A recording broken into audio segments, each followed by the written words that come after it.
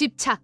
내가 집착한다고? 내가 당신 때문에 뭘 포기하고 살아왔는데 그걸 다 잊어버리고 이제 와서 나를 뒤로하고 다른 사람을 만나겠다고? 다른 사람 만나서 나도 좀 편히 살면 안 돼? 당신도 이미 알잖아. 이대로 사는 건 서로 불행한 거라고. 우리가 이렇게 사는 게 당신이 원하는 인생이야? 이젠 나를 좀 자유롭게 놔줘. 나 달라고? 날 이렇게 버리고 떠나겠다고? 그게 당신이 말하는 인생이야? 그래.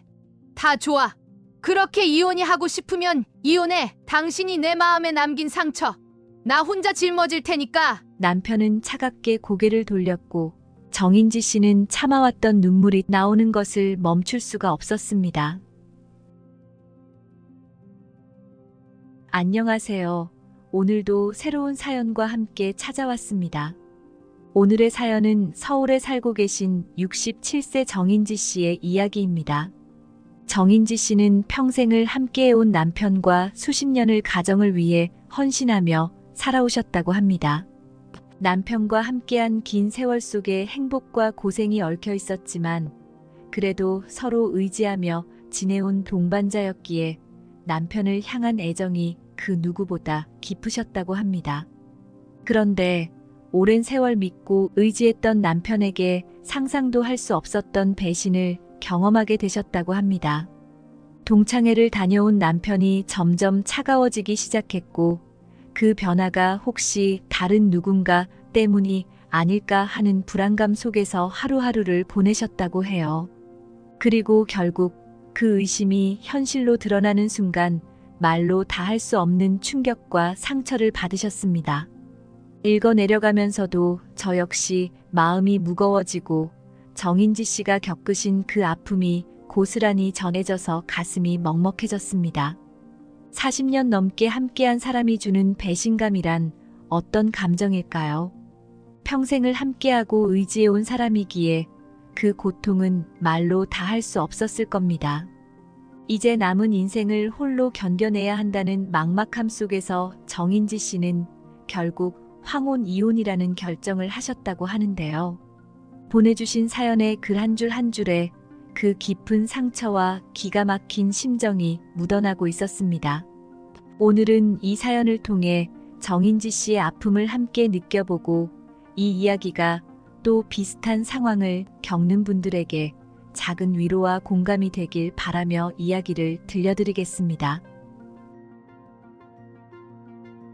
정인지 씨는 남편과 함께한 지난 세월을 회상할 때마다 마음 한구석에 남은 아쉬움이 떠오른다고 하셨습니다.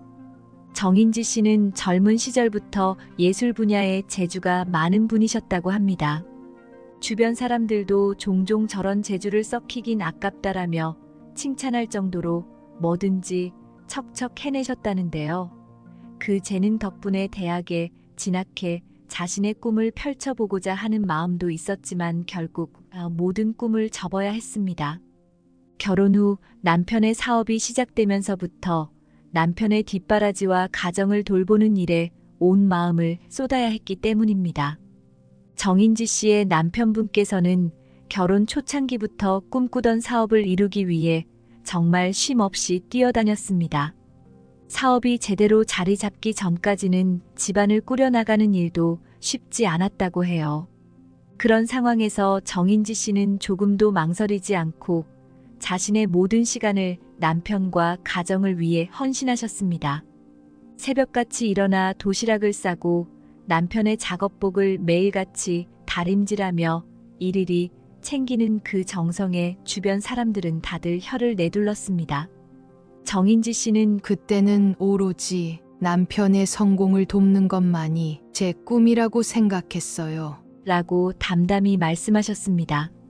남편이 집에 들어오지 못하는 날이 많아지고 사업이 커지면서 더욱 바빠질 때마다 정인지 씨의 마음 한편에서는 오랜만에 잠자리에 드는 남편의 지친 얼굴을 보며 안쓰러운 마음이 들기도 했지만 그래도 남편이 자신의 꿈을 이루어가는 것을 보며 뿌듯함을 느꼈다고 합니다.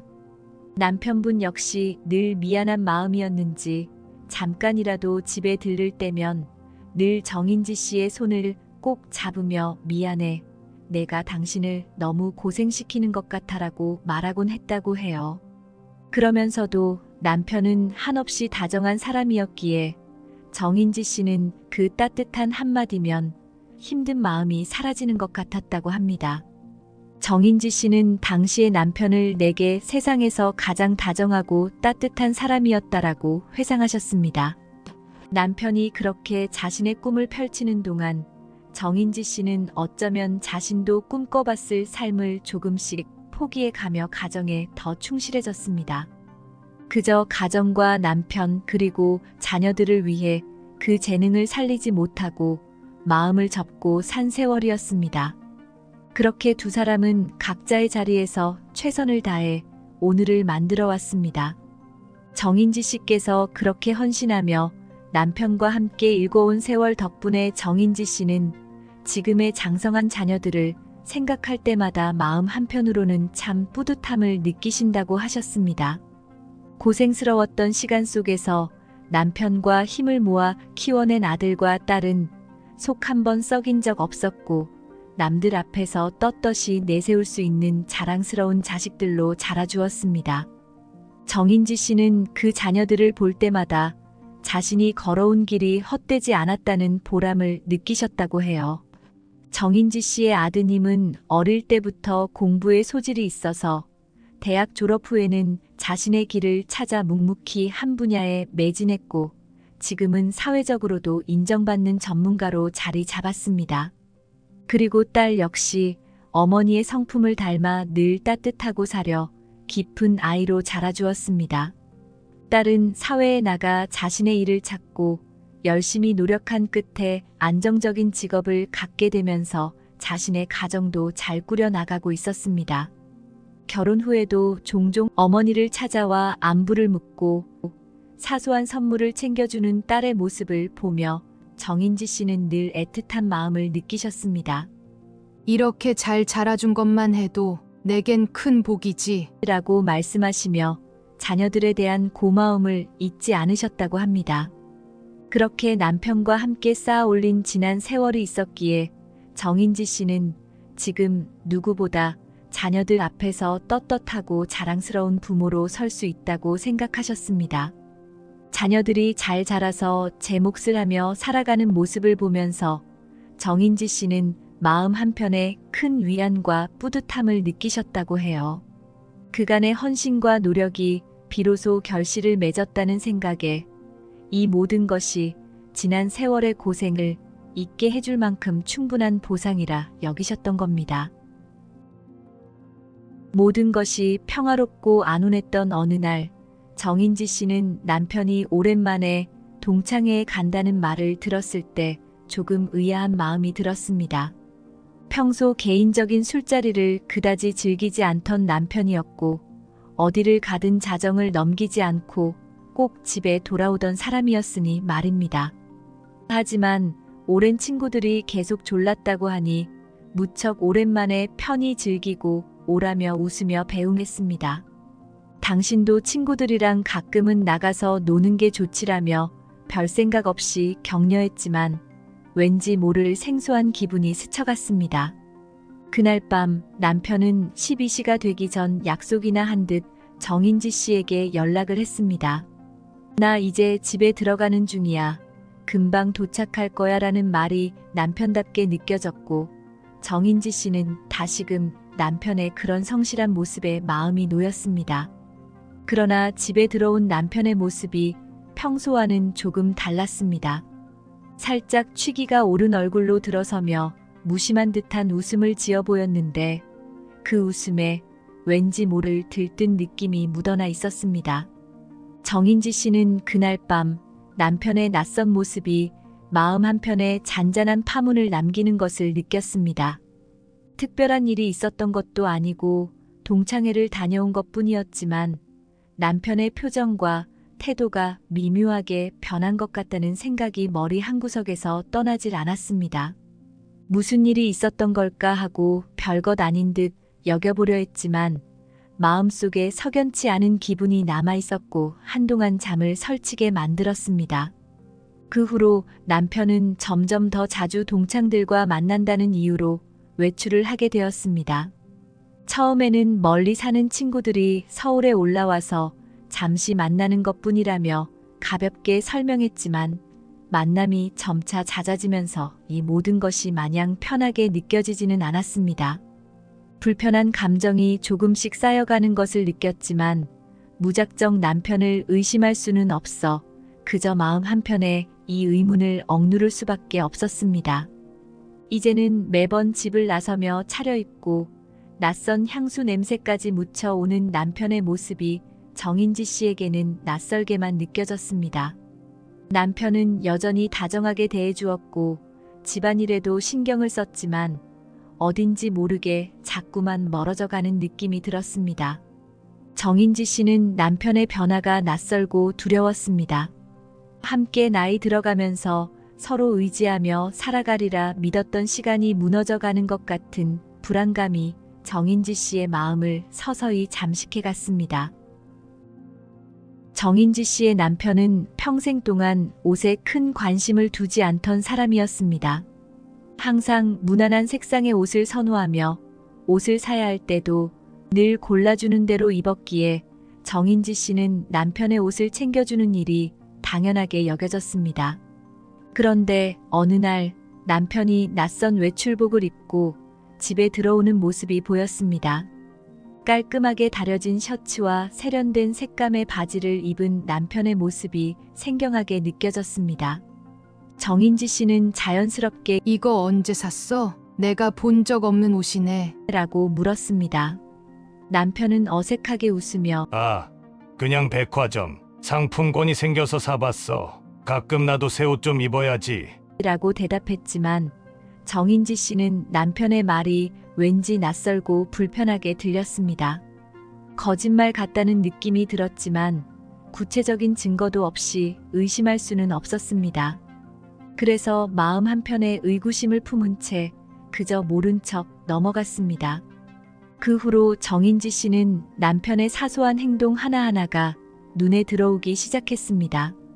평소 남편은 집에서 핸드폰을 잠그지도 않았고 벨소리가 울리면 대수롭지 않게 핸드폰을 집어들곤 했습니다.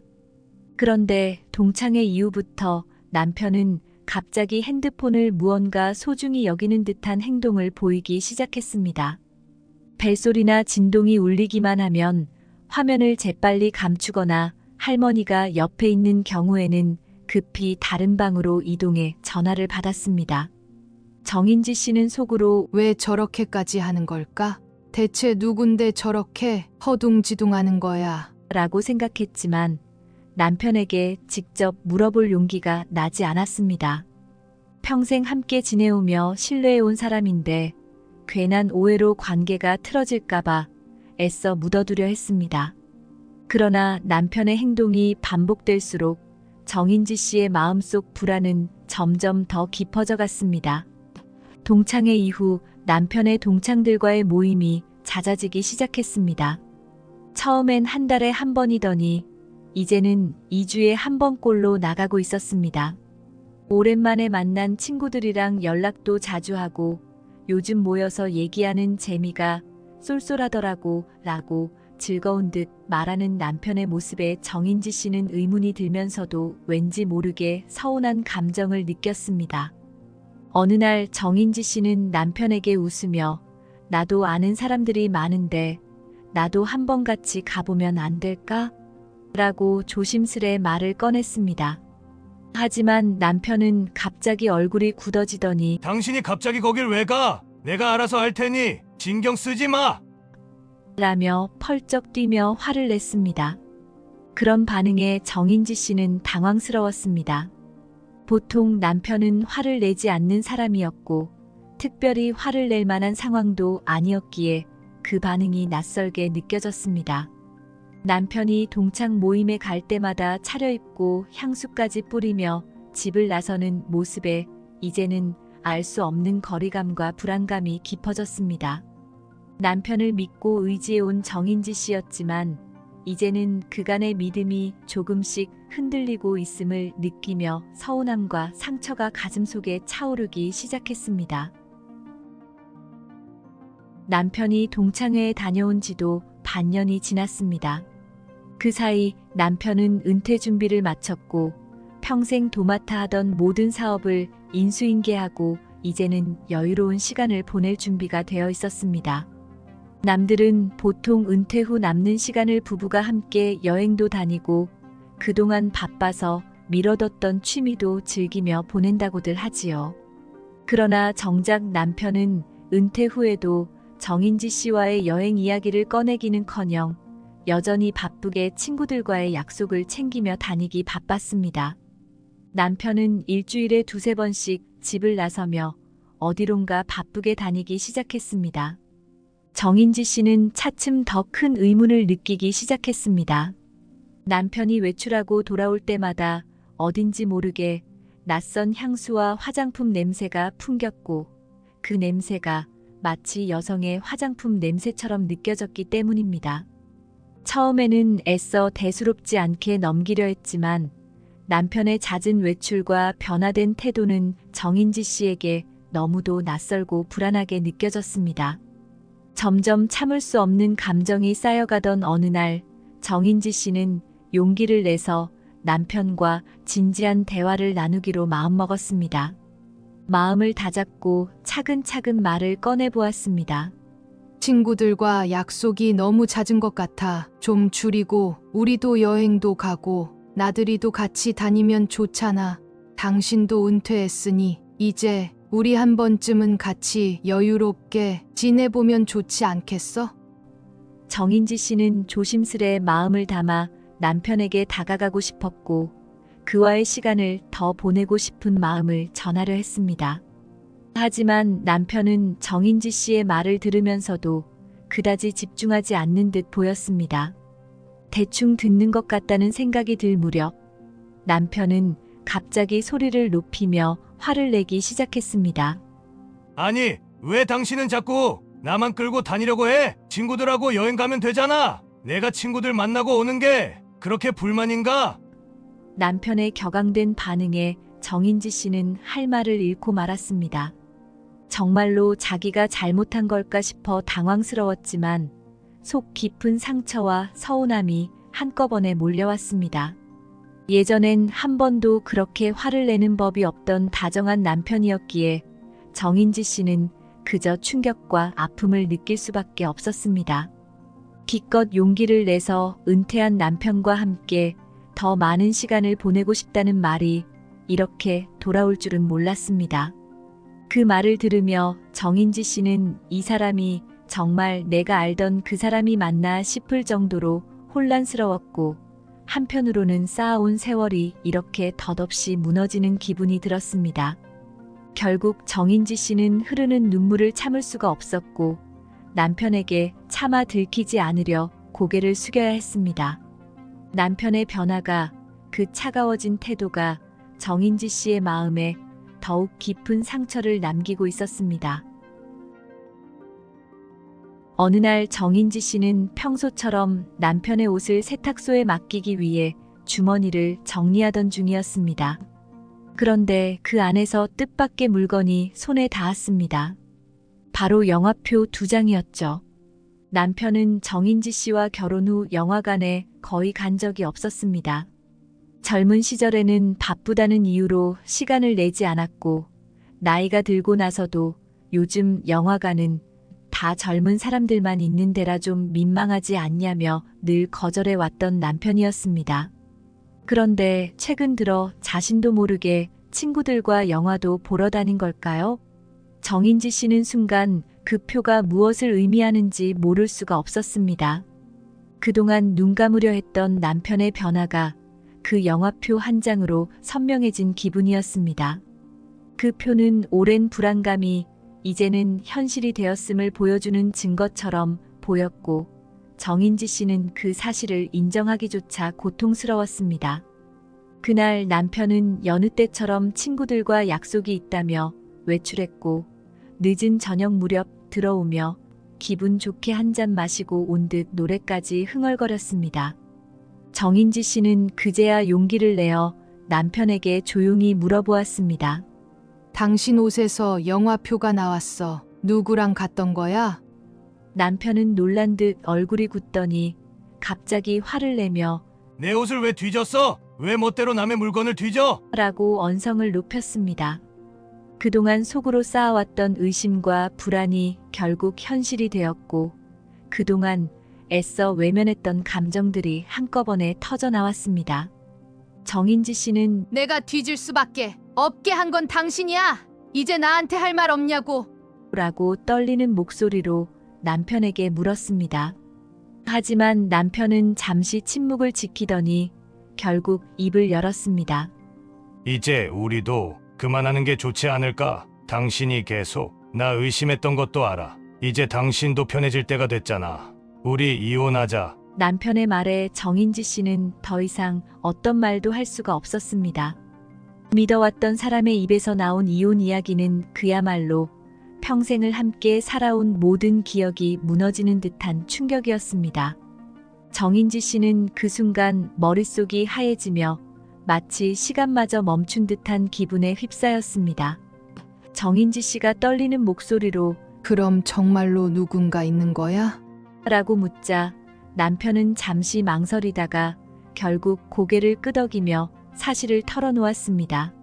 그래, 당신이 의심하는 거 다 맞아. 나 교제하는 사람이 있어. 남편의 고백은 냉정하고 담담했습니다.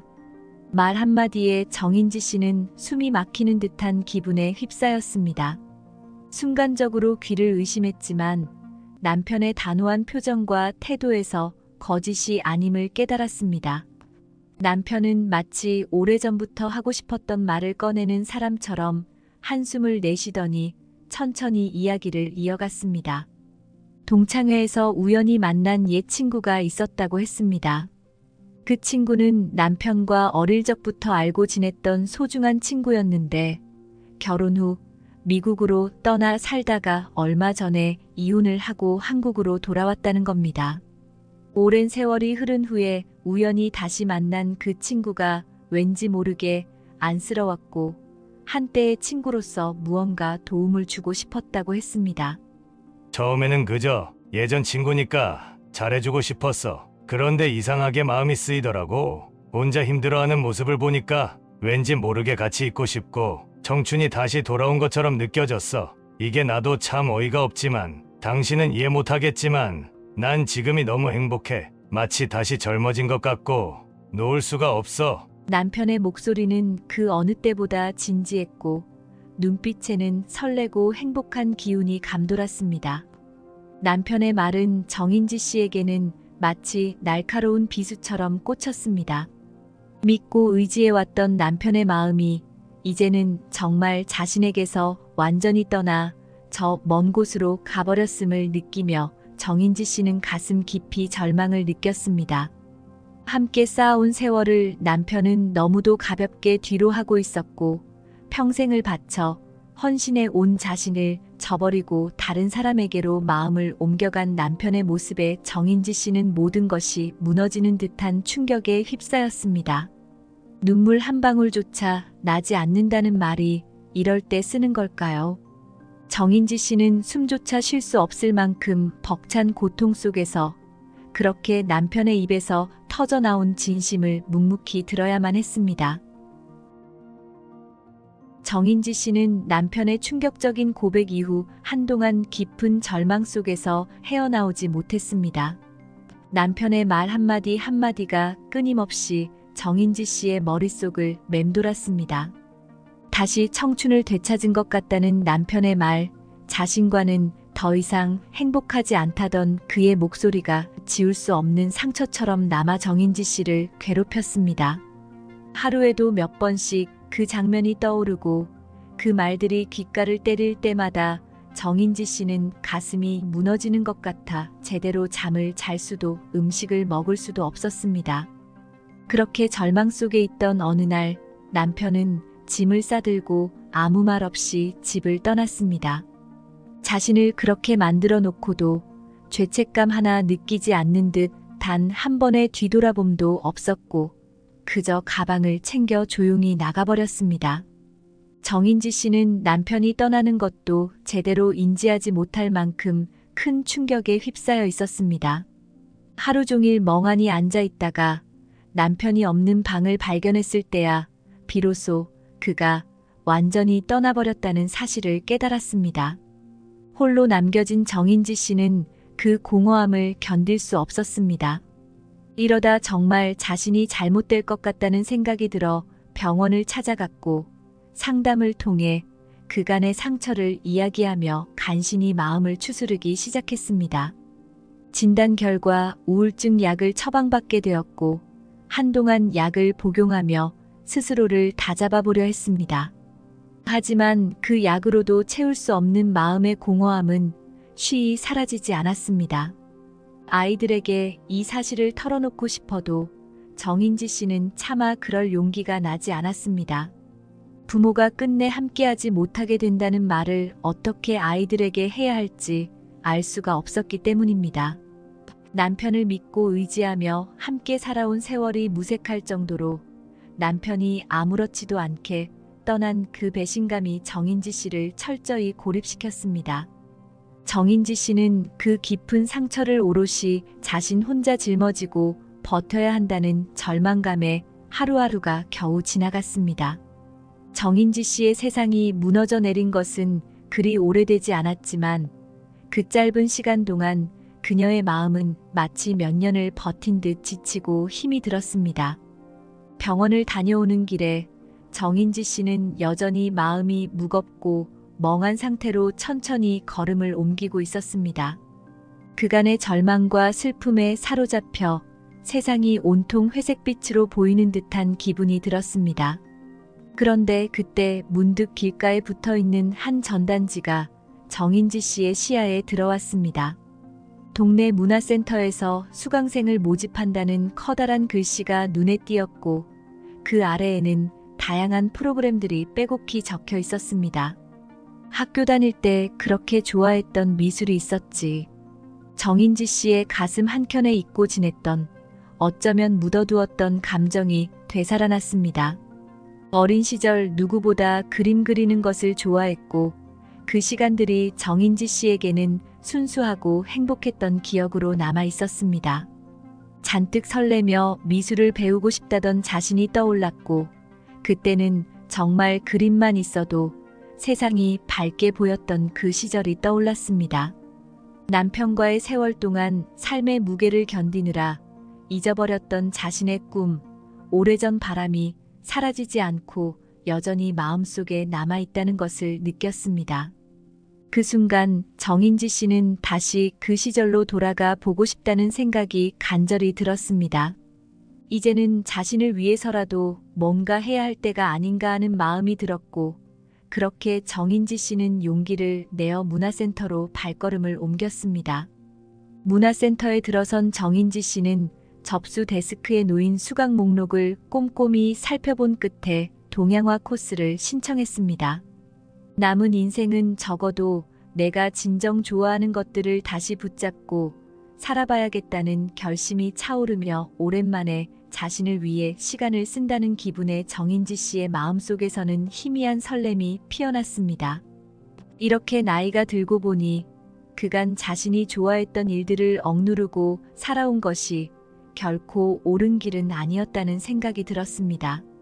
남편과 자녀들을 위해 늘 자신을 희생하는 것이 인생의 전부라고 믿어왔지만 이제는 무언가 다른 삶이 필요했습니다. 이제야 정인지 씨는 비로소 자신을 위한 시간을 가져보겠다는 다짐을 하게 되었습니다. 그 첫 걸음을 내딛는 이 순간이 정인지 씨에게는 어쩌면 삶을 새로 시작하는 것 같은 의미 있는 한 발자국이었습니다. 동양화를 배우기 시작한 이후로 정인지 씨의 삶은 점차 새로운 색채를 띠기 시작했습니다. 그림에 몰두하는 시간들은 정인지 씨에게 큰 위안이 되었습니다. 작은 붓을 들고 세밀한 선을 그어나갈 때마다 머릿속에 남아있던 남편에 대한 상처가 서서히 지워지는 것 같았습니다.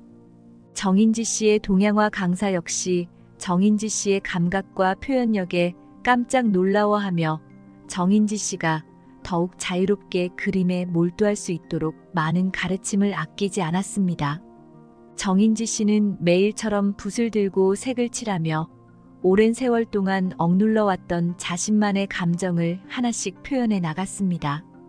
그림을 그리고 있을 때만큼은 오롯이 자신과 마주하고 마음속의 모든 상처와 분노가 종이 위에 고요히 스며드는 기분이었습니다.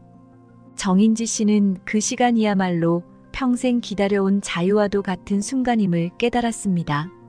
그렇게 정인지 씨는 그림에 집중하면서 마음의 안정을 되찾아갔고 남편에게서 받은 배신의 충격이 서서히 작아지는 것을 느끼기 시작했습니다. 그 상처는 여전히 아프고 컸지만 이제는 남편과의 이별이 곧 자신의 인생이 끝났음을 의미하지는 않는다고 생각하게 되었습니다. 그동안 남편의 빈자리가 너무나 무거웠지만 이제는 그 자리를 온전히 자신의 것으로 채우기로 결심했습니다. 남편이 더 이상 자신의 삶에 남아있지 않겠지만 그래도 괜찮을 것이라는 작은 희망과 용기가 생겼습니다. 그리고 정인지 씨는 그 결심에 따라 이혼 절차를 밟기 시작했습니다.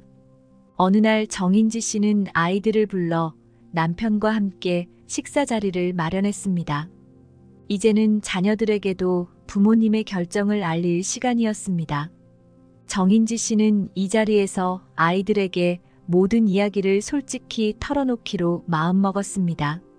남편은 자녀들 앞에서 거짓말을 하거나 변명하지는 않았습니다. 그래도 자식들 앞에서 자신의 이별과 새로운 사람에 대해 설명하는 것이 그리 편한 일은 아닌지 남편의 얼굴에는 약간의 창피함과 불편함이 비쳤습니다. 정인지 씨는 그저 담담하게 이제 아버지와 나는 각자의 길을 가기로 했다라고 말하며 더 이상의 설명은 하지 않았습니다. 자식들은 처음에 큰 충격을 받았지만 부모님의 확고한 표정에서 더 이상 말릴 수 없음을 느꼈습니다. 그리고 아버지가 새로 만나는 사람과 함께 살고 있다는 사실에 자식들은 어이없어하며 복잡한 표정을 지었습니다. 이 모든 과정을 지나면서 정인지 씨는 자신이 오랜 세월 견뎌온 인생의 한 장을 완전히 덮고 새로운 삶을 향해 나아가고 있음을 실감했습니다. 더 이상 남편에게 기대어 함께 걸어가지 않아도 괜찮을 거라는 확신이 생기고 있었습니다. 정인지 씨는 남편과의 이혼 절차를 마치고 시간이 조금 더 흐른 지금 완전히 새로운 삶을 살아가고 계십니다. 여전히 혼자 지내는 생활은 낯설고 익숙하지 않은 부분도 많겠지만 이제 정인지 씨에게는 온 마음을 다해 집중할 수 있는 자신만의 일이 생겼습니다. 동양화를 통해 표현하는 작업이야말로 지금의 정인지 씨에게는 작지만 큰 행복이자 삶의 의미가 되어 가고 있습니다. 매일 그림 앞에 앉아 붓을 들 때마다 그녀는 마치 영혼이 더 충만해지는 듯한 평온을 느끼며 삶의 활기를 되찾고 있습니다.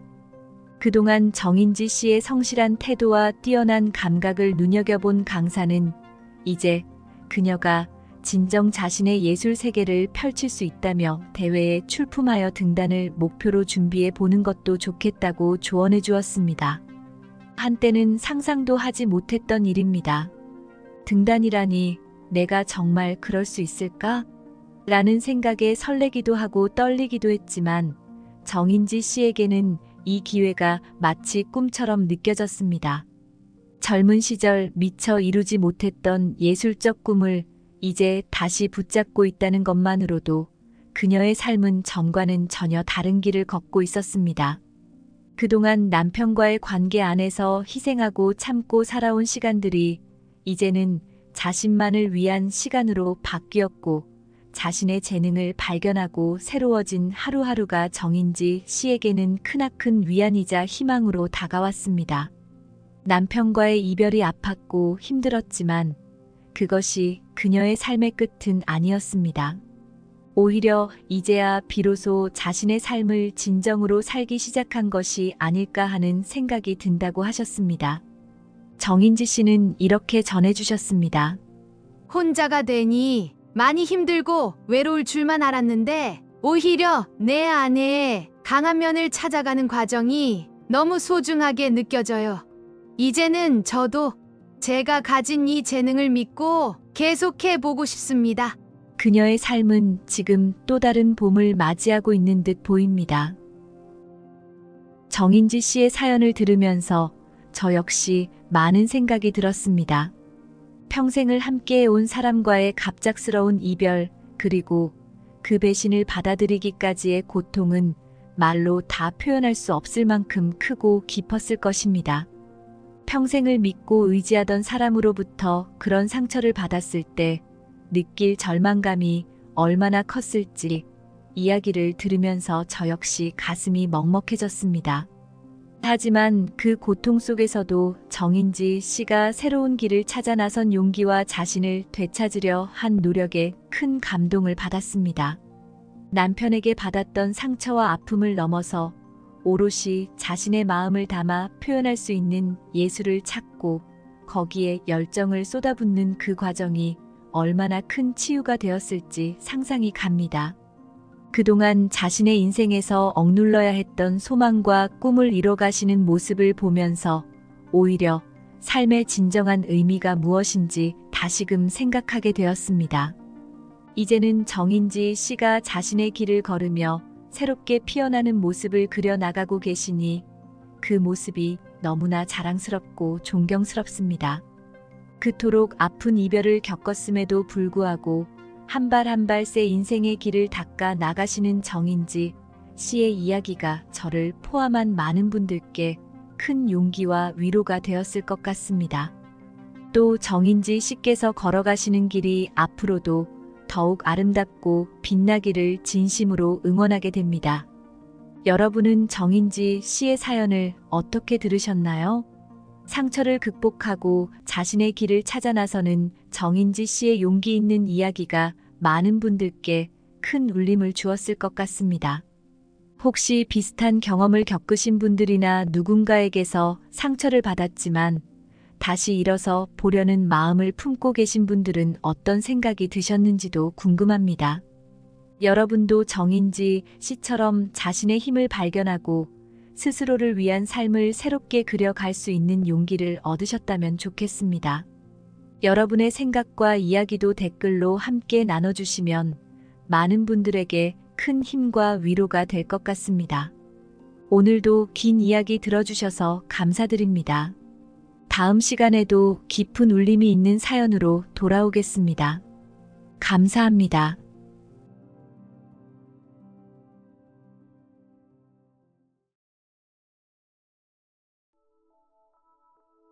송영자 할머니, 올해로 78세이신 이분은 평생을 김장과 함께 사셨습니다.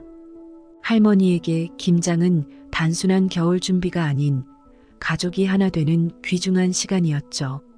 매년 큰 손주들의 제잘거림과 며느리들의 웃음소리가 마당에 가득했다고 합니다.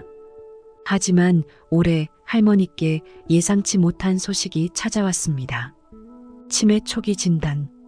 그 순간부터 할머니의 일상이 흔들리기 시작했죠. 하지만 그 속에서도 할머니는 마지막이 될지 모를 이번 김장을 특별하게 만들고 싶으셨습니다.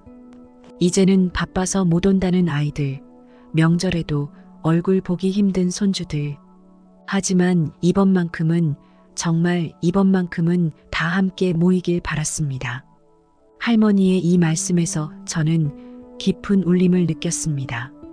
우리 모두가 잊고 있던, 아니 어쩌면 외면하고 있던 진실을 마주하게 되었거든요. 가족의 소중함, 함께하는 시간의 가치, 그리고 우리가 지켜야 할 것들에 대해서요. 자, 그럼 지금부터 송영자 할머니의 특별했던 김장 이야기를 시작해 보겠습니다. 이 이야기는 우리에게 무엇을 들려주게 될까요? 여러분, 오늘 소개해드릴 송영자 할머니는 강원도 횡성에서 평생 농사일과 가사를 하며 살아오셨습니다. 송 할머니께는 3자녀와 5손주가 있는데요.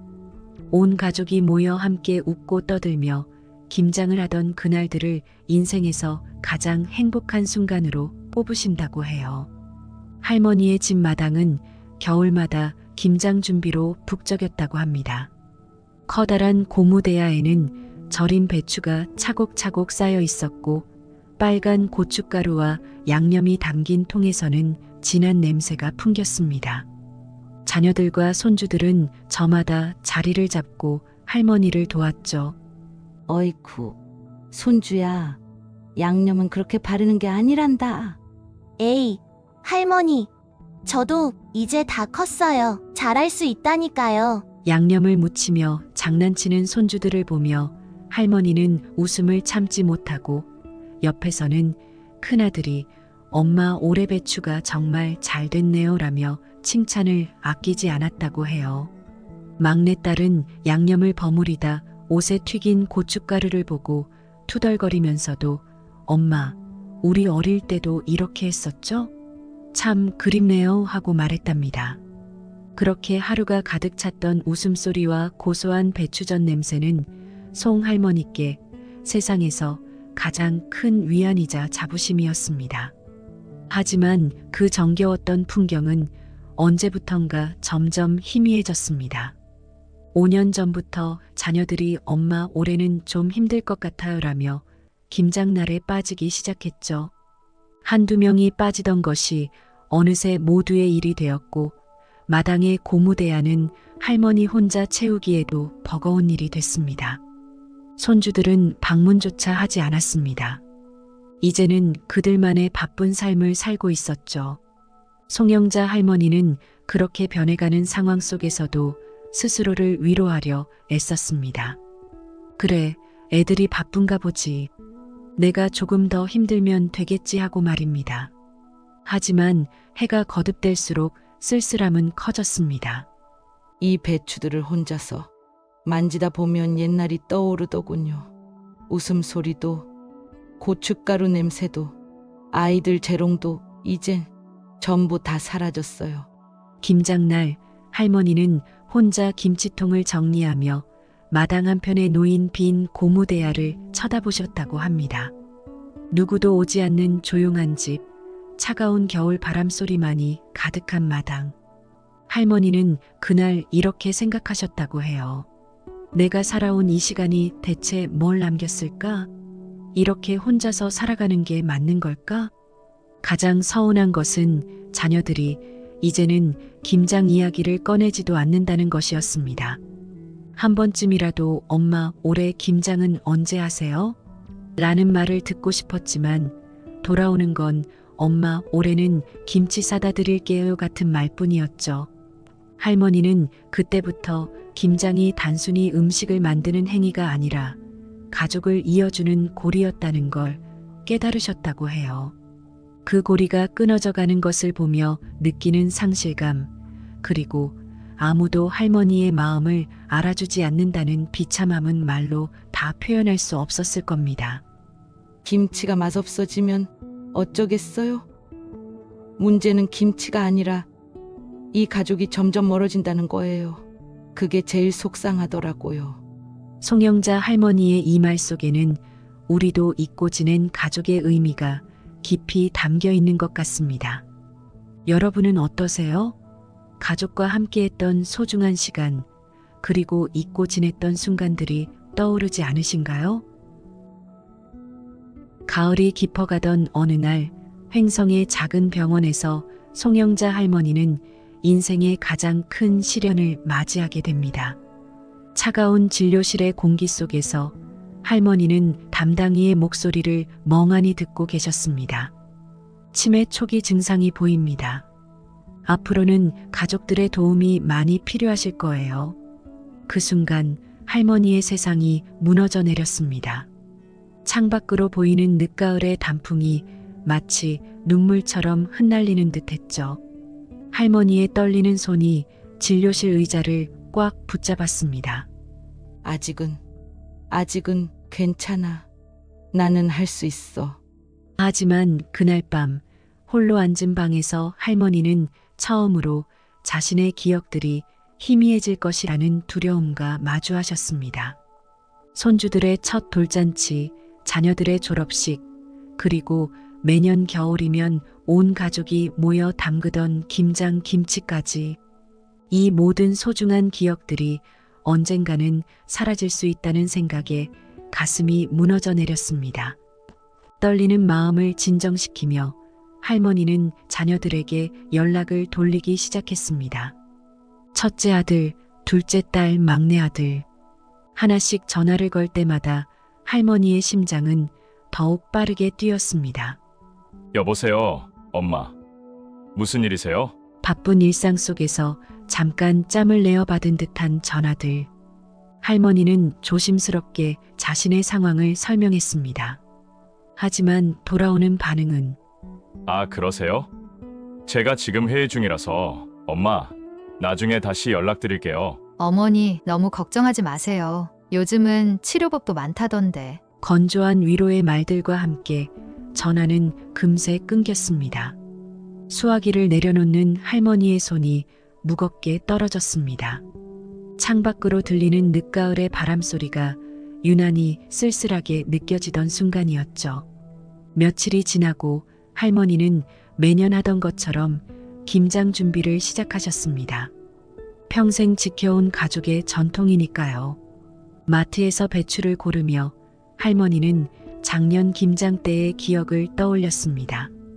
큰 손주가 배추 씻는 걸 도와주겠다며 물장구를 치던 모습, 며느리들이 양념을 버무리며 나누던 웃음소리, 막내 아들이 숯불 갈비를 구워주겠다며 폼 잡던 모습까지 그 따뜻했던 기억들이 할머니의 마음을 달래주었습니다. 하지만 현실은 달랐습니다. 자녀들에게 김장 날짜를 알리자 돌아온 답변들은 차갑기만 했죠. 어머니, 이번에는 회사에서 중요한 프로젝트가 있어서요. 엄마, 애들 학원이 있어서 시간이 안 될 것 같아요. 할머니, 저 이번에 시험 기간이라 못 갈 것 같은데.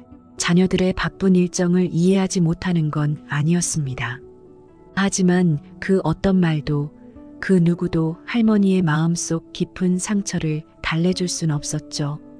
40년 넘게 이어온 가족의 전통이 이렇게 쉽게 끊어질 수 있다는 게 믿기지 않으셨대요.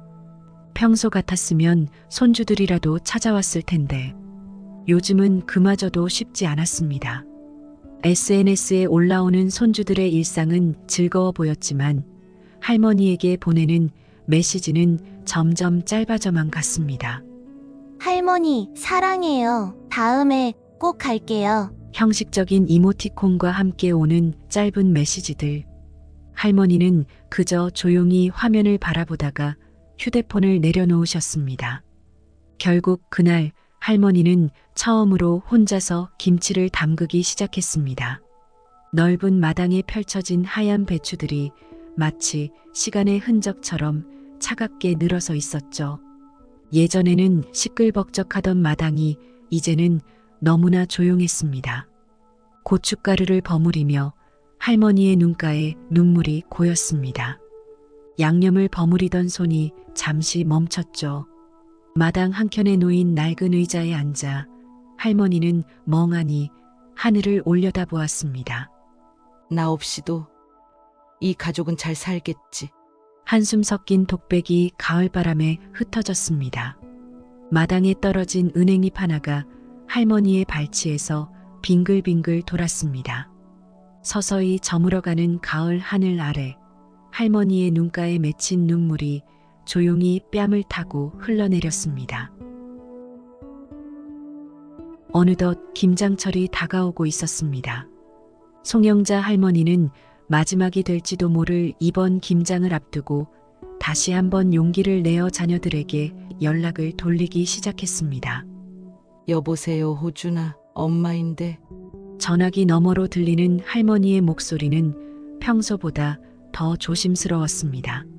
마치 오랫동안 준비해온 고백을 하듯 한 글자 한 글자를 조심스럽게 골라가며 말씀하셨죠. 이번 주말에 시간 되니? 김장하려고 하는데 작년처럼 다 같이 모여서. 잠시 정적이 흘렀습니다.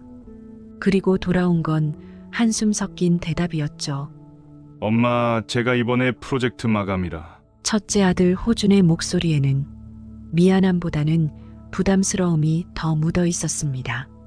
할머니는 순간 가슴이 철렁 내려앉는 것을 느끼셨지만 애써 밝은 목소리를 내려 노력하셨습니다. 그래, 그럼 다음 주말은 어떠니? 다음 주도 애들 학원이랑 과외가 있어서요. 전화기 너머로 들리는 변명들은 마치 미리 준비해둔 것처럼 술술 나왔습니다. 할머니의 마음은 점점 더 무거워져만 갔습니다. 둘째 딸 일화에게 건 전화도 크게 다르지 않았습니다. 어머니, 요즘 회사가 너무 바빠서요. 주말에도 출근해야 할 것 같아요. 막내 정호의 답변은 더욱 차가웠습니다. 엄마, 김장은 이제 다들 사 먹잖아요. 굳이 이렇게 고생하실 필요가 없어요. 할머니는 창가에 놓인 오래된 가족 사진을 바라보았습니다. 10년 전 김장날 찍은 사진이었죠. 사진 속에서 일화는 양념을 버무리며 웃고 있었고 호준이는 배추를 나르느라 바빴습니다. 정호는 고춧가루 묻은 손으로 장난을 치며 깔깔거리고 있었죠. 그때는 그렇게 좋아했었는데 할머니의 눈시울이 붉어졌습니다. 문득 20년 전 겨울이 떠올랐습니다. 어린 일화가 배추전을 먹겠다고 조르던 모습, 정호가 양념 맛을 보더니 엄지를 치켜 세우던 순간 호준이가 고사리 같은 손으로 배추를 씻겠다고 나서던 모습까지. 너희 어렸을 때 그렇게 좋아하던 배추전도 이제는 내가 다시는 못 해줄 것 같구나. 할머니의 목소리가 떨렸습니다. 주름진 손으로 눈가를 훔치시는데 마침 그때 카카오톡 알림이 울렸습니다. 엄마, 너무 스트레스 받지 마세요. 요즘은 김치도 다 배달해 주잖아요. 일화가 보낸 메시지였습니다. 그 뒤로 단체 채팅방이 조금씩 시끄러워지기 시작했습니다. 맞아요, 어머니. 제가 맛있는 김치 파는 곳 알아봐 드릴게요. 엄마 건강이 더 중요해요. 이제 그런 힘든 일은 하지 마세요. 하나둘 올라오는 메시지들.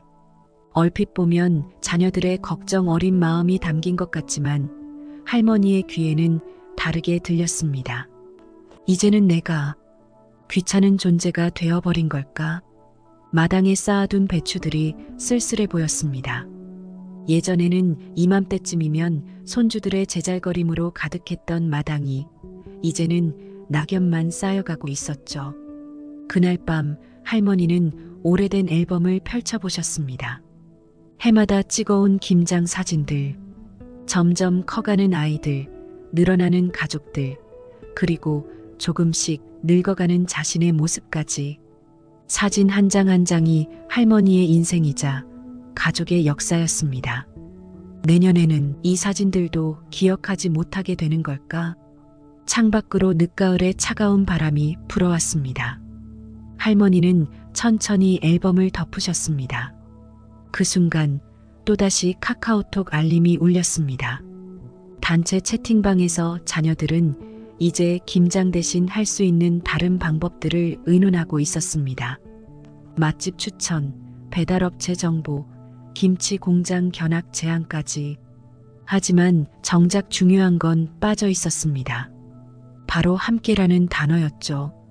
나는 김치가 필요해서 하자는 게 아닌데. 한숨처럼 내뱉은 말이 어둠 속으로 사라졌습니다. 할머니가 원했던 건 단순한 김장이 아닌 마지막이 될지도 모를 이 순간을 가족들과 함께 나누는 것이었습니다. 하지만 그 마음을 누구도 알아주지 못했죠. 때로는 가장 아픈 진실이 닫혀있던 마음을 여는 열쇠가 되기도 합니다. 송영자 할머니는 그동안 쌓아두었던 모든 감정이 폭발하고 말았습니다. 그날은 평소와 다름없는 저녁이었습니다. 자녀들의 단체 채팅방에 할머니가 올린 짧은 음성 메시지 하나가 시작이었죠. 얘들아, 엄마 목소리 들리니? 떨리는 목소리였지만 단단한 결심이 묻어 있었습니다. 이번 김장이 어쩌면 엄마가 너희들과 함께하는 마지막 김장이 될 수도 있어. 채팅방이 순식간에 조용해졌습니다. 이어지는 할머니의 목소리는 점점 더 흔들렸습니다. 사실 엄마가 얼마 전에 병원에 다녀왔어. 의사 선생님이 치매 초기래. 아직은 괜찮지만 조금씩 기억이 흐릿해진다고 하시는구나. 운이 나쁘면 증상이 빠르게 진행될 수도 있다고 하셨어. 잠시 숨을 고르시는 소리가 들렸습니다. 그리고 이어진 말들은 마치 오랫동안 심장 깊숙이 묻어두었던 비밀처럼 터져 나왔습니다. 엄마가 너희들 어렸을 때 기억이 너무 선명해. 호준아, 내가 5살 때 배추전 먹겠다고 떼쓰던 거. 일화야, 내가 10살 때 양념 버무리는 걸 도와주겠다고 하다가 온 주방을 엉망으로 만들었던 거. 정호야, 내가 중학생 때 김치 담그는 법을 배우겠다고 하루 종일 옆에서 졸졸 따라다니던 거. 할머니의 목소리가 흐려지더니 이내 흐느낌이 새어나왔습니다. 근데 이제는 이 기억들도 점점 흐려질 거래. 어쩌면 내년에는 이런 것들을 하나도 기억하지 못할 수도 있대. 채팅방에는 충격에 빠진 자녀들의 메시지가 하나둘씩 올라오기 시작했습니다. 하지만 할머니의 이야기는 계속되었습니다. 이제는 눈물 섞인 목소리가 더욱 강하게 울렸습니다. 엄마가 마지막으로 부탁하고 싶은 게 있어. 이번 김장 우리 다 같이 모여서 하면 안 될까? 예전처럼 마당에서 다 같이 이야기도 하고 웃고 손주들 제잘거리는 소리도 듣고. 순간 채팅방이 침묵에 빠졌습니다. 그리고 갑자기 정호의 거친 음성 메시지가 올라왔습니다. 형님, 누님, 우리가 지금 뭐 하는 거예요?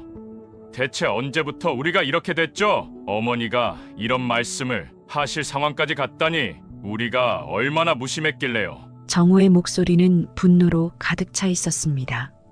김장이 귀찮아서 바빠서 이런 핑계로 어머니 마음을 이렇게 아프게 해도 되는 거예요? 대체 우리가 무슨 짓을 한 거예요? 일화가 곧바로 답장을 보냈습니다. 정우야, 내 말이 맞아. 우리가 참 너무했다. 너무했어. 호준도 떨리는 목소리로 음성 메시지를 보냈습니다. 어머니, 저도 너무 죄송해요. 어머니께 너무 못되게 굴었어요.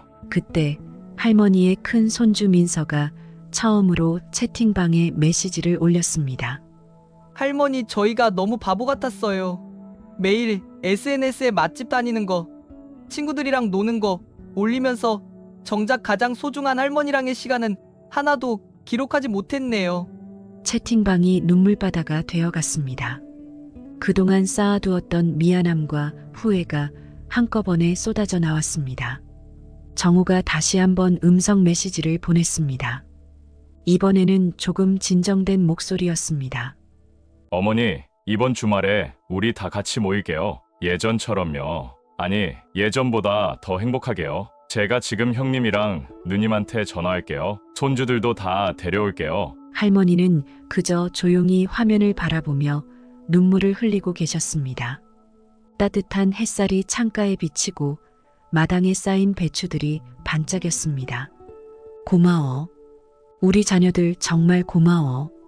할머니의 마지막 음성 메시지에는 더 이상 슬픔이 없었습니다. 대신 오랜만에 찾아온 따뜻함과 기대감이 가득했죠. 김장날의 아침이 밝았습니다. 할머니의 간절한 부탁 끝에 오랜만에 자녀들과 손주들이 모두 한자리에 모였습니다. 집안 마당은 오랜만에 사람들로 북적였고 공기 중엔 배추와 고춧가루 냄새가 가득했습니다. 할머니는 새벽부터 배추를 씻고 고무대야를 준비하며 분주히 움직이셨습니다. 마당엔 소금에 절인 배추가 가지런히 쌓여 있었고 빨간 고춧가루와 새우젓 냄새가 코끝을 찔렀습니다. 처음 도착한 사람은 큰아들이었습니다. 차에서 내린 큰아들은 잠시 어색하게 서 있더니 이내 환하게 웃으며 말했습니다. 엄마, 제가 배추 좀 옮겨드릴게요. 할머니는 큰아들의 손길을 보며 오랜만에 안도하셨습니다. 얼마 지나지 않아 작은 딸과 막내 아들도 가족들과 함께 도착했습니다. 손주들은 마당에 들어서자마자 신기한 듯 여기저기를 둘러봤습니다. 딸이 배추를 둘러보며 말했습니다. 엄마, 이 배추 냄새가 진짜 오랜만이네요. 어릴 때 생각나요. 할머니는 딸의 말을 들으며 미소를 띠셨습니다. 예전의 따뜻한 기억들이 다시 되살아나는 듯 했죠. 솔직히 처음엔 올까 말까 고민했어요. 회사 일도 많고 솔직히 김장은 엄마 혼자 하셔도 된다고 생각했거든요. 그런데 막상 와보니 어릴 적 기억도 떠오르고 엄마가 왜 이렇게 간절히 우리를 부르셨는지 알겠더라고요. 마당에는 어느새 활기가 돌기 시작했습니다. 손주들은 배추에 양념을 묻히며 장난을 쳤고 자녀들은 어깨를 맞대고 일하며 예전처럼 서로의 이야기를 나누기 시작했습니다. 막내 정호가 김치를 양념 속에 넣다가 옷에 양념을 튀기며 소리쳤습니다. 엄마, 봐요. 저 김치 어땠어요? 큰 아들이 웃으며 대꾸했습니다. 그게 뭐가 중요해. 김치만 맛있으면 되지. 모두의 웃음소리가 울려 퍼졌습니다. 엄마는 늘 그랬어요. 웃으며 아무리 힘들어도 괜찮다면서 우리를 챙기셨죠. 제가 오늘 이 자리에 온 것도 그 기억 때문이에요. 김장이 그냥 음식이 아니라는 걸 오늘 다시 알았어요. 김장을 마칠 때쯤 할머니는 오랜만에 웃음소리가 가득한 마당을 보며 눈물을 훔치셨습니다. 자녀들은 그 모습을 보고 조용히 다가와 말했습니다. 엄마, 이제 울지 마세요. 우리가 다 도울게요. 그날 저녁 모두가 함께 만든 김치를 곁들여 수육을 삶아 먹었습니다. 커다란 솥에서 김이 모락모락 피어오르자 손주들은 코를 벌름거리며 말했습니다. 와, 할머니, 이거 진짜 맛있겠다. 할머니, 배추전도 해주세요. 할머니는 망설임 없이 배추전 반죽을 꺼내 다시 손을 움직이셨습니다.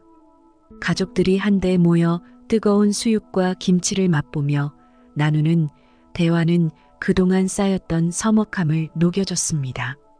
사실 저는 김장날이 이렇게 재밌는 건지 몰랐어요. 할머니가 왜 이걸 중요하게 생각하셨는지 이제 알겠어요. 내년에도 꼭 오고 싶어요. 하지만 할머니의 마음은 복잡했습니다. 오랜만에 가족이 다 함께했지만 치매 초기 진단을 받은 할머니는 이 행복이 내년에도 이어질 수 있을지 알 수 없었기 때문입니다. 솔직히 겁이 나요. 내년에도 내가 이 아이들과 함께 김장을 할 수 있을까? 이 웃음소리를 다시 들을 수 있을까? 하지만 오늘은 그저 이 순간이 고마울 뿐이에요. 송영자 할머니의 마지막 김장은 이렇게 따뜻한 기억을 남기며 끝났습니다.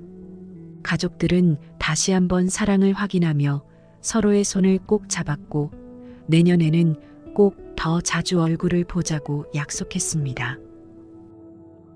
여러분, 오늘 송영자 할머니의 이야기를 들으시면서 어떤 생각이 드셨나요?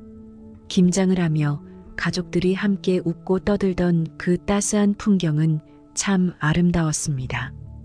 오랜만에 가족들이 한자리에 모여 손을 맞대고 음식을 나누고 서로의 이야기를 들어주는 그 모습에서 사랑과 온기가 넘쳐 흘렀습니다. 하지만 우리가 오늘의 이야기를 조금 더 깊이 들여다보면 이 모임이 단순히 따뜻한 재회의 장면만은 아니었음을 알 수 있습니다. 사실 이번 김장은 송영자 할머니께서 치매 초기 진단을 받고 난 뒤 간절한 마음으로 자녀들에게 요청한 자리였습니다. 여러분은 이런 생각이 들지 않으셨나요? 과연 할머니가 치매라는 사실을 알리지 않았다면 자녀들이 한자리에 모이려고 했을까요? 자녀들은 각자의 삶이 바쁘고 힘들었기에 김장이라는 전통을 중요하게 생각하지 않았을지도 모릅니다. 할머니가 오랫동안 쌓아오신 이 김장 문화는 그들에게 그저 옛날 이야기 정도로 여겨졌을 가능성이 크죠. 하지만 송 할머니께는 이 김장이 단순한 김치 담그기가 아니었습니다. 그것은 가족을 묶어주는 끈이었고 서로를 위하는 마음을 확인하는 시간이었습니다. 어쩌면 이번 김장이 아니었더라도 자녀들이 언젠가는 깨닫게 되었을 겁니다. 하지만 그 시기가 너무 늦어졌다면 어땠을까요? 그때는 할머니가 더 이상 김장을 준비할 수 없었을 수도 있겠죠. 가끔 우리는 가지고 있는 것의 소중함을 잊고 살아갑니다. 그러다가 어떤 큰 계기나 사건이 닥치고 나서야 비로소 깨닫게 되곤 합니다. 송영자 할머니의 가족에게 이번 김장은 그런 계기가 되어 주었습니다. 김장을 마친 후 자녀들은 한결같이 왜 그동안 우리가 엄마의 마음을 이렇게 몰랐을까? 라는 생각을 했다고 합니다. 큰아들은 말했습니다. 엄마가 그렇게 혼자 김장을 하셨을 때 얼마나 외로우셨을지 생각도 못했어요. 사실 오늘도 회사 일이 바빠서 안 오려고 했는데 막상 와보니 이렇게 중요한 걸 놓치고 있었다는 걸 깨달았습니다. 작은 딸도 조용히 고개를 숙이며 말했다고 합니다. 엄마가 항상 웃으면서 괜찮다고 하셨기에 정말 괜찮으신 줄 알았어요. 그런데 오늘은 처음으로 엄마가 우리를 얼마나 필요로 하셨는지 느꼈어요. 그들이 이번에 김장을 함께하며 느낀 깨달음은 단순히 김치 한 포기를 만드는 즐거움이 아니었습니다. 그것은 가족이라는 존재의 소중함이었고 함께하는 시간의 가치를 다시금 떠올리는 계기였습니다. 하지만 그렇다고 해서 할머니가 그동안 받은 상처와 아픔이 모두 사라지는 것은 아닙니다. 한 해, 두 해 가족들이 올해는 바빠서 안 될 것 같아라고 말할 때마다 느꼈던 외로움은 여전히 할머니의 마음 한편에 남아있을 겁니다. 저 혼자 김치를 담그면서 이게 무슨 의미가 있나 싶었어요. 아무리 맛있게 담가도 먹는 사람이 없으면 무슨 소용인가 싶었죠. 할머니는 여전히 가족들이 자주 찾아오지 못할지도 모른다는 불안을 가지고 계십니다. 그리고 스스로의 치매 진단으로 인해 앞으로 가족들과 함께할 시간이 얼마나 남았을지 알 수 없는 현실도 받아들이셔야 합니다. 그럼에도 불구하고 오늘 하루는 할머니께 잊을 수 없는 선물이었습니다. 함께 웃고 함께 음식을 만들고 서로의 손을 맞잡은 이 순간은 할머니께 다시 살아갈 힘을 주었습니다. 여러분, 송영자 할머니의 이야기는 단순히 김장이라는 전통에 대한 이야기가 아닙니다. 그것은 우리가 가족이라는 존재를 얼마나 쉽게 잊고 살아가는지, 그리고 그 소중함을 다시 떠올리게 만드는 이야기입니다. 이번 김장은 송 할머니의 가족에게 큰 의미를 남겼습니다. 가족들이 다시 한데 모였고 서로에 대한 사랑과 고마움을 느꼈기 때문입니다. 하지만 앞으로 할머니의 시간이 어떻게 흘러가게 될지는 아무도 모릅니다. 그럼에도 한 가지 분명한 것은 가족의 소중함은 결코 없어지지 않을 가치라는 것입니다. 여러분은 이번 사연을 어떻게 들으셨나요?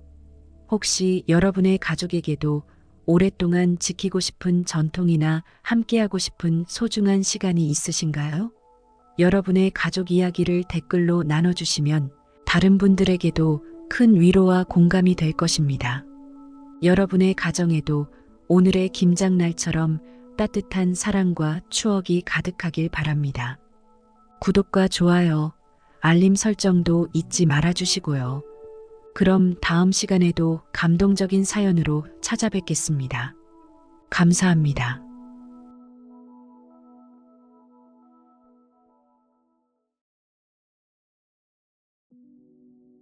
엄마, 정말 죄송합니다. 저희가 너무 잘못했어요. 용서해주세요. 앞으로는 엄마 곁에서 정말 잘할게요. 제발 한 번만 기회를 주세요. 잘못했다고? 대구가 너도 알고 있잖아. 내가 나한테 어떻게 했는지. 그리고 내가 정말 나를 사랑했는지 말이다. 나는 이제 너희를 믿지 못하겠다. 오늘은 정말 마음이 먹먹해지는 한 사연을 들고 왔습니다. 이번 사연의 주인공은 75세 홍은희 님이십니다. 대구에 혼자 사시는 할머니로 누구보다도 치열하게 인생을 살아오신 분입니다. 늦은 나이에 어렵게 얻은 아들 하나를 바라보며 온갖 희생과 헌신을 아끼지 않으셨지만 그 아들과의 관계가 점점 멀어지고 결국에는 깊은 상처로 남게 된 이야기입니다.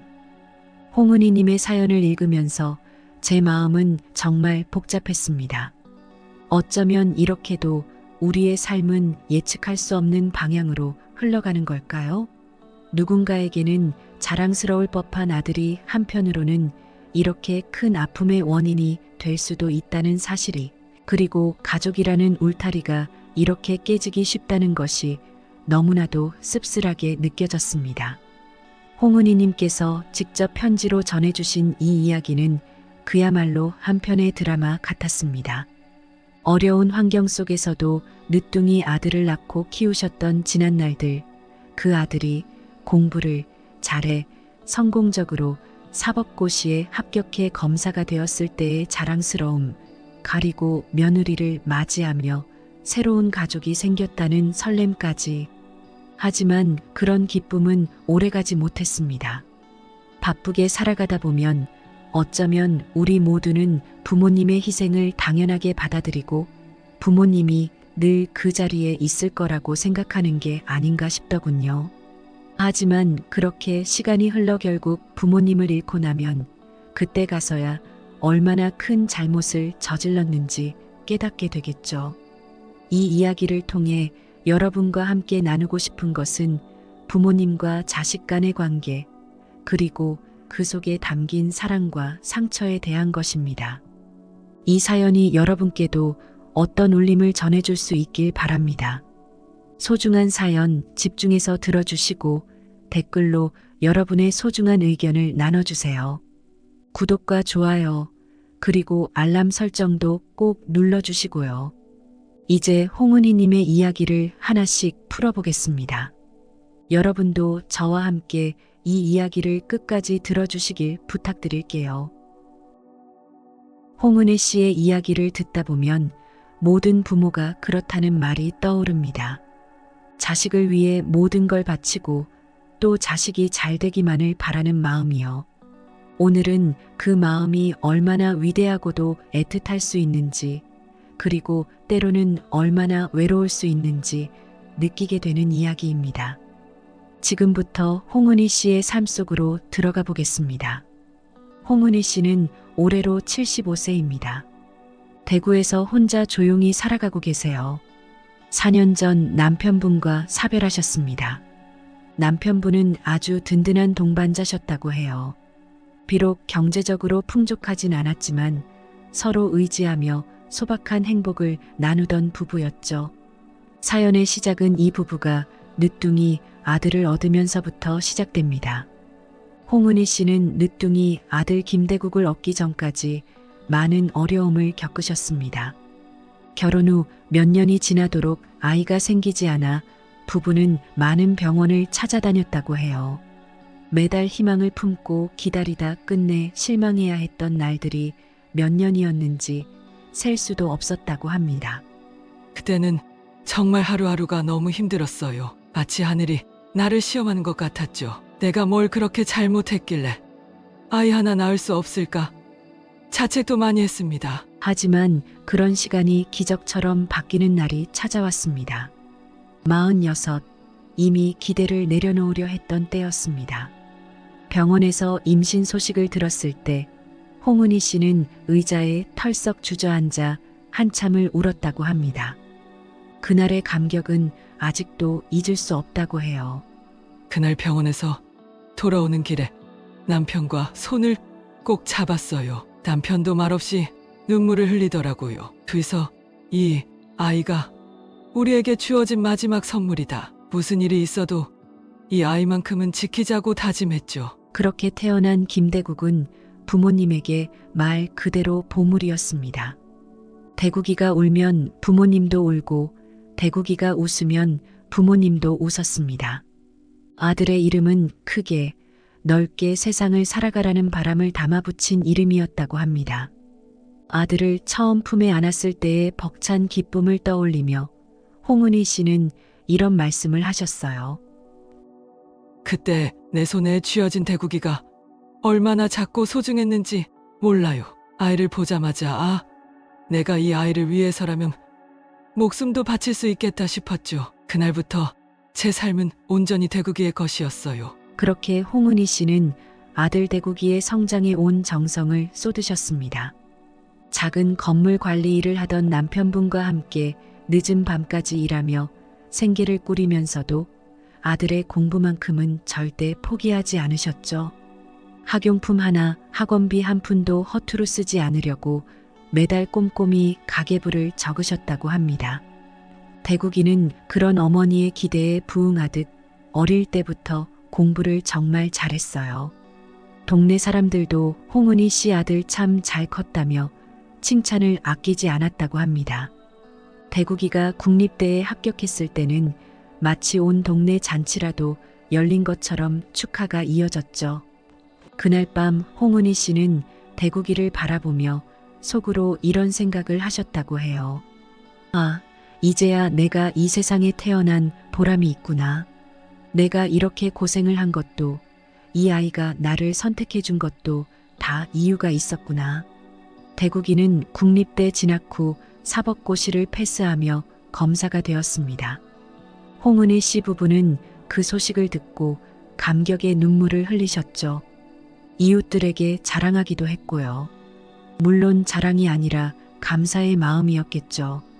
그러나 대국이의 결혼은 또 다른 시작이었습니다. 아들은 멋진 서울 아가씨를 만나 결혼을 했고 경제적으로도 독립했습니다. 아들과 며느리는 둘이 힘을 모아 경기도에 괜찮은 아파트를 마련했습니다. 홍은희 씨는 그 모습을 보며 우리 대국이가 이제 진짜 어른이 되었구나라고 느꼈다고 해요. 하지만 한편으로는 마음 한구석이 씁쓸하기도 했습니다. 결혼할 때 아무것도 보태주지 못한 것이 늘 미안했기 때문이죠. 그래도 대국이가 엄마 걱정하지 마세요. 저희 둘이 충분히 잘 살 수 있어요 라고 말해줘서 얼마나 고마웠는지 몰라요. 다만 은지와 대국이가 잘 지내기만을 바랐죠. 그렇게 며느리 차은지 씨가 가족이 되었고 아들은 독립된 삶을 시작했습니다. 하지만 시간이 지나며 홍은희 씨는 점차 며느리와의 거리감을 느끼게 되었습니다. 며느리 차은지 씨는 서울 출신의 세련된 아가씨였습니다. 겉으로 보기엔 참 당찬 사람이었어요. 하지만 홍은희 씨는 며느리의 태도에서 묘한 거리감을 느끼셨다고 합니다. 결혼 초반에는 젊은 사람들이 시댁 문화를 잘 몰라서 그런가 보다 하고 넘기셨죠. 그러나 시간이 지나도 며느리는 시댁 어른들께 안부 전화를 하지 않았고 명절에 얼굴을 비춰도 최소한의 예의만 지키는 모습이었습니다. 홍은혜 씨 부부는 결혼할 때 재산을 보태주지 못했으니 우리도 할 말이 없다며 애써 이해하려고 하셨습니다. 그러나 이해한다는 마음 뒤에는 서운함이 점점 깊어져 갔죠. 저희가 잘못한 건가 싶었어요. 은지에게 더 잘해줘야 했나? 아니면 대국이를 더 단단히 잡아야 했나 싶기도 했죠. 그런데 시간이 갈수록 제 마음이 자꾸 헛헛해지는 거예요.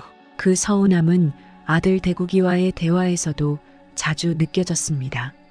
특히 결혼 후 5년이 지나도록 아이 소식이 없을 때 홍은희 씨는 직접 묻기 어려운 마음을 억누르고 조심스레 이야기를 꺼냈습니다. 대구가 손주 소식은 없니? 엄마, 은지가 아이를 안 갖고 싶대요. 우리 둘이 딩크족으로 살기로 했어요. 그 말을 들은 홍은희 씨는 머릿속이 하얘지셨다고 합니다. 자신의 평생 꿈이었던 손주를 보는 소망이 이렇게 단번에 물거품이 된 겁니다. 그런데도 그보다 더 큰 충격은 그 중요한 결정을 자신에게 한마디도 상의하지 않았다는 사실이었습니다.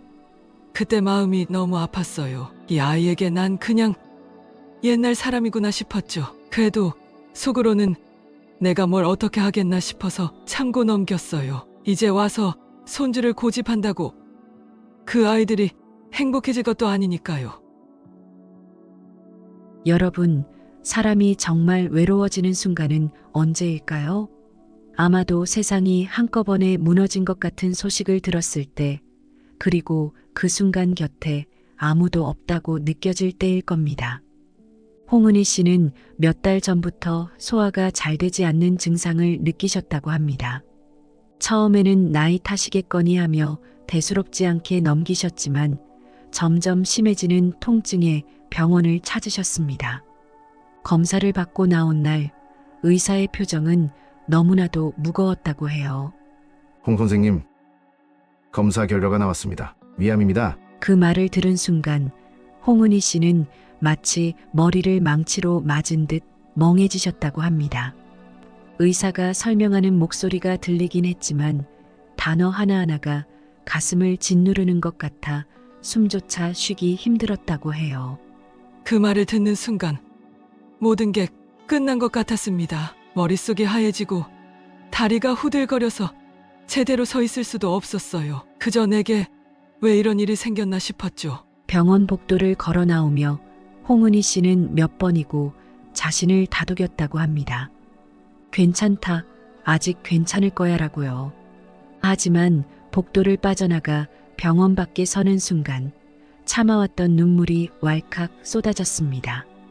왜 하필 나일까? 남편이 옆에 있었으면 달랐을까? 그 사람이 옆에 있었다면 이렇게 무섭지 않았을 텐데 지금은 아무도 없구나. 정말 아무도. 홍은희 씨는 집으로 돌아가는 길에 한참을 남편 생각에 잠기셨다고 합니다. 4년 전 사별한 남편은 늘 든든한 버팀목이 되어주셨다고 해요. 남편과 함께였다면 이런 순간에 손을 꼭 잡고 의지가 되었을 텐데 지금은 손을 내밀 곳조차 없다는 사실이 너무나도 서러웠다고 합니다. 그 사람이 떠나고 처음으로 왜 나만 남겨두고 갔냐고 원망했어요. 그리움과 서운함이 뒤섞여 가슴이 무너져 내리는 것 같더군요. 그렇게 한참을 남편을 떠올리며 걸어가던 홍은희 씨는 문득 아들의 얼굴이 떠오르셨다고 합니다. 아들 대국이와는 결혼으로 점점 멀어진 듯한 느낌이 있었지만 이런 순간에 가족이라고 부를 수 있는 사람은 그 아들뿐이라는 생각이 들었던 거죠. 그래, 대국이한테 연락을 해보자. 오랜만에 아들 얼굴이라도 보면 조금 나아지겠지. 아무리 바쁘더라도 내 마음을 알면 달려와 주겠지. 이 생각이 들자 홍은희 씨의 마음 한구석에 작지만 희미한 기대가 피어올랐습니다.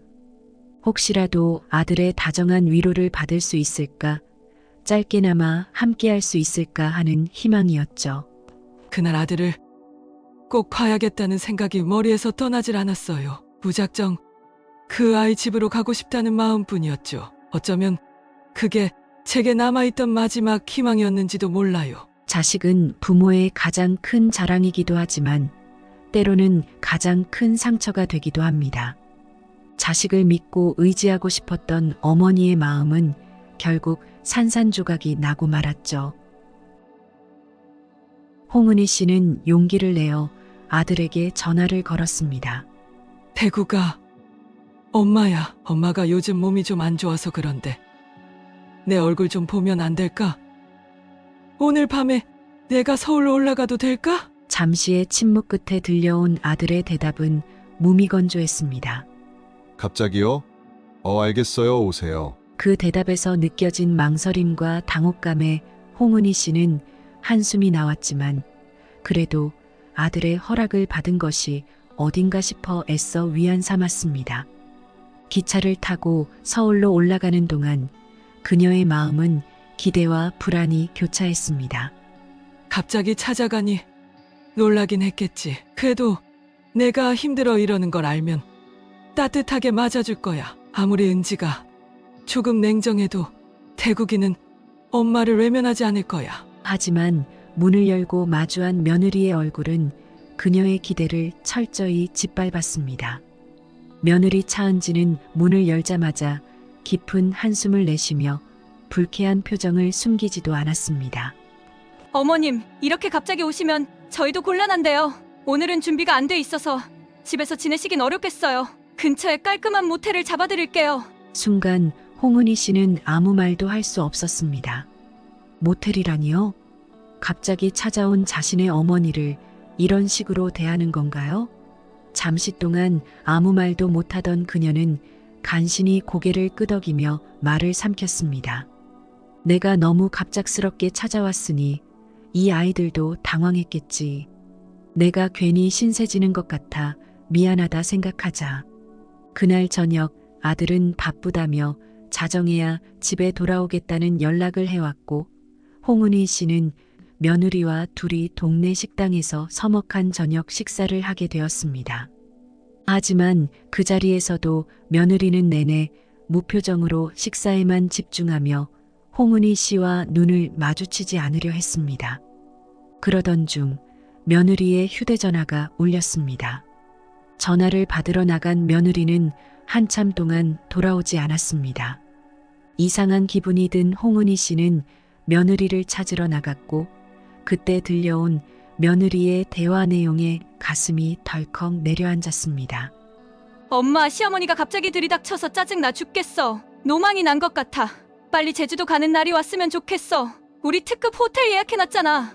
홍은희 씨는 순간 발이 땅에 붙은 것처럼 움직일 수가 없었습니다. 그 말을 어떻게 받아들여야 할지 혼란스러웠죠. 그런데 그 대화 속에서 자신의 아들에 대한 내용도 들려왔습니다. 대국 씨도 엄청 놀랐다고 하더라고. 안 그래도 야근인데 짜증난다고 난리야. 평소에 알아서 연락 좀 드리지. 내가 봐도 진짜 너무하긴 해. 그 순간 홍은희 씨의 가슴이 찢어지는 듯한 고통이 밀려왔습니다. 자식을 위해 평생을 바쳤던 자신의 삶이 단 한순간에 부정당하는 느낌이었습니다. 내가 뭘 그렇게 잘못했을까? 어떻게 아들마저 이런 말을 할 수 있을까? 내가 이렇게까지 왔는데, 내가 이렇게까지 찾아갔는데도 이 아이들은 나를 받아줄 생각이 전혀 없구나. 이 아이들의 마음 속에서 나는 의미 없는 사람이구나. 식당에서 모텔로 돌아오는 길, 홍은희 씨는 속으로 모든 것을 정리하고 계셨습니다. 더 이상 기대할 것도 바라볼 것도 없다고 느껴졌습니다. 며느리의 차가운 말투와 행동은 이미 여러 번 상처로 남았지만 이번에는 달랐습니다.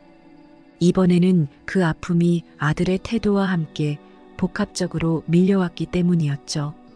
방에 도착하자마자 그녀는 며느리가 잡아주었다는 모텔 예약을 취소하겠다며 짐을 챙겼습니다. 캐리어에 지퍼를 닫는 손이 떨렸고 눈앞이 흐릿해졌습니다. 하지만 마음속에서 울컥하는 감정을 억누르며 단호하게 말했습니다.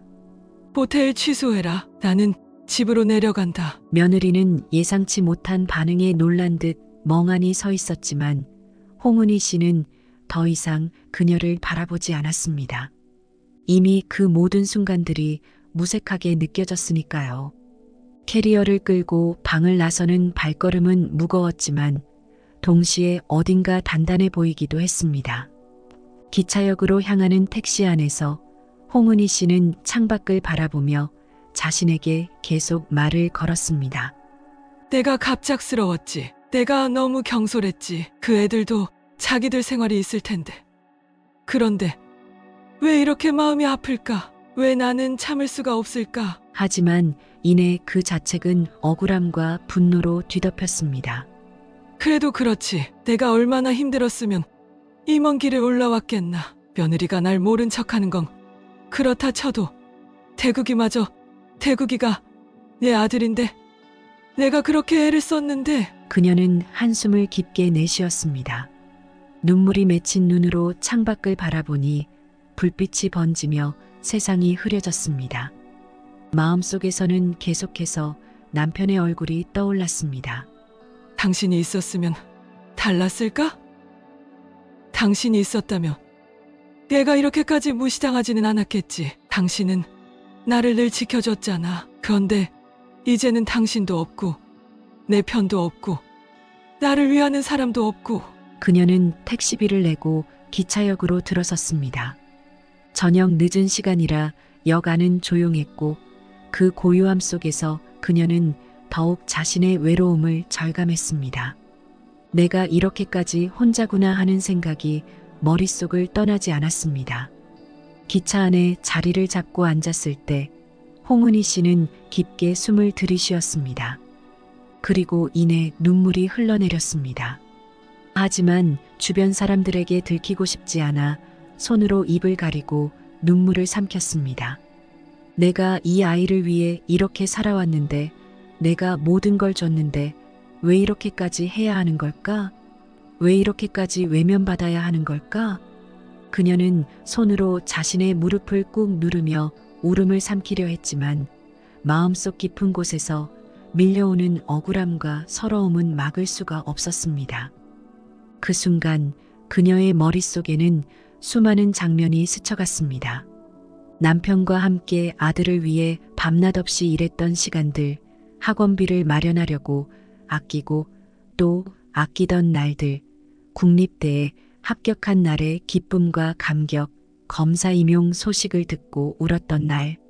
모든 기억이 너무도 생생했지만 그 모든 노력의 결과가 지금 이 기차 안에서 혼자 울고 있는 자신이라는 생각에 가슴이 미어질 것 같았습니다.